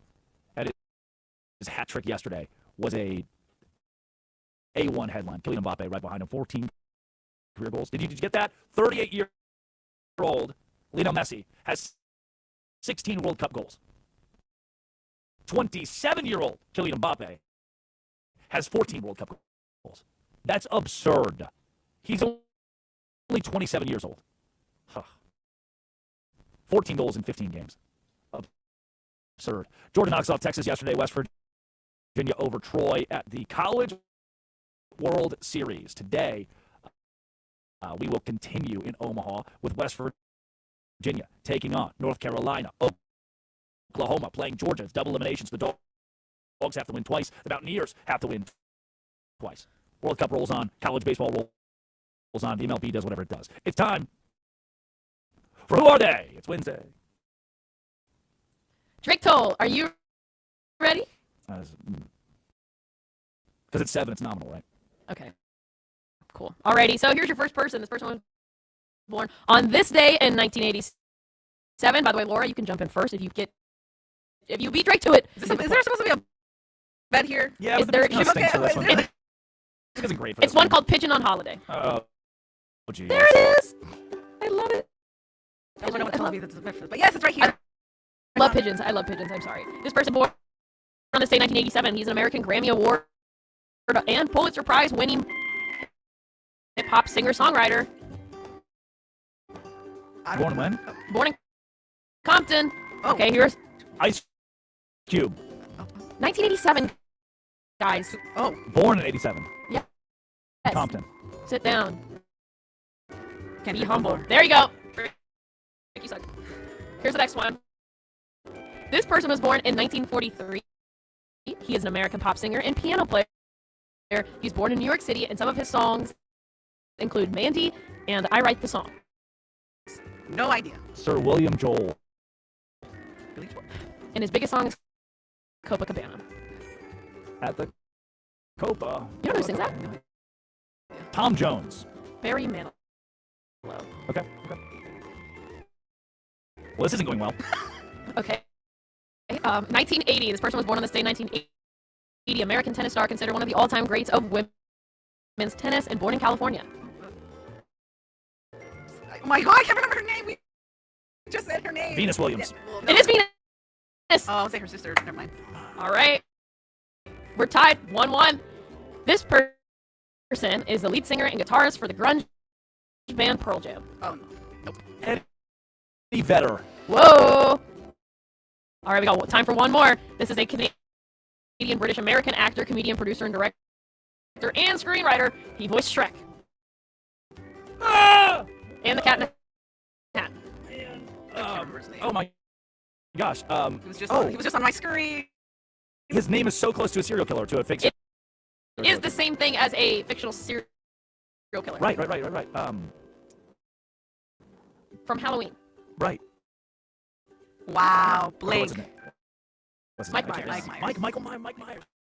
Gosh, dang it. Addy Bates produces. Laura Jimenez runs the board. Arnold Williams, Colin Jones, Ryan McGuire, and Bruce Gilbert. Thanks for a job. Love ya. See you tomorrow. This has been, it always will be, Westwood One Sports, Westwood One Sports app, the Drake Toll Show.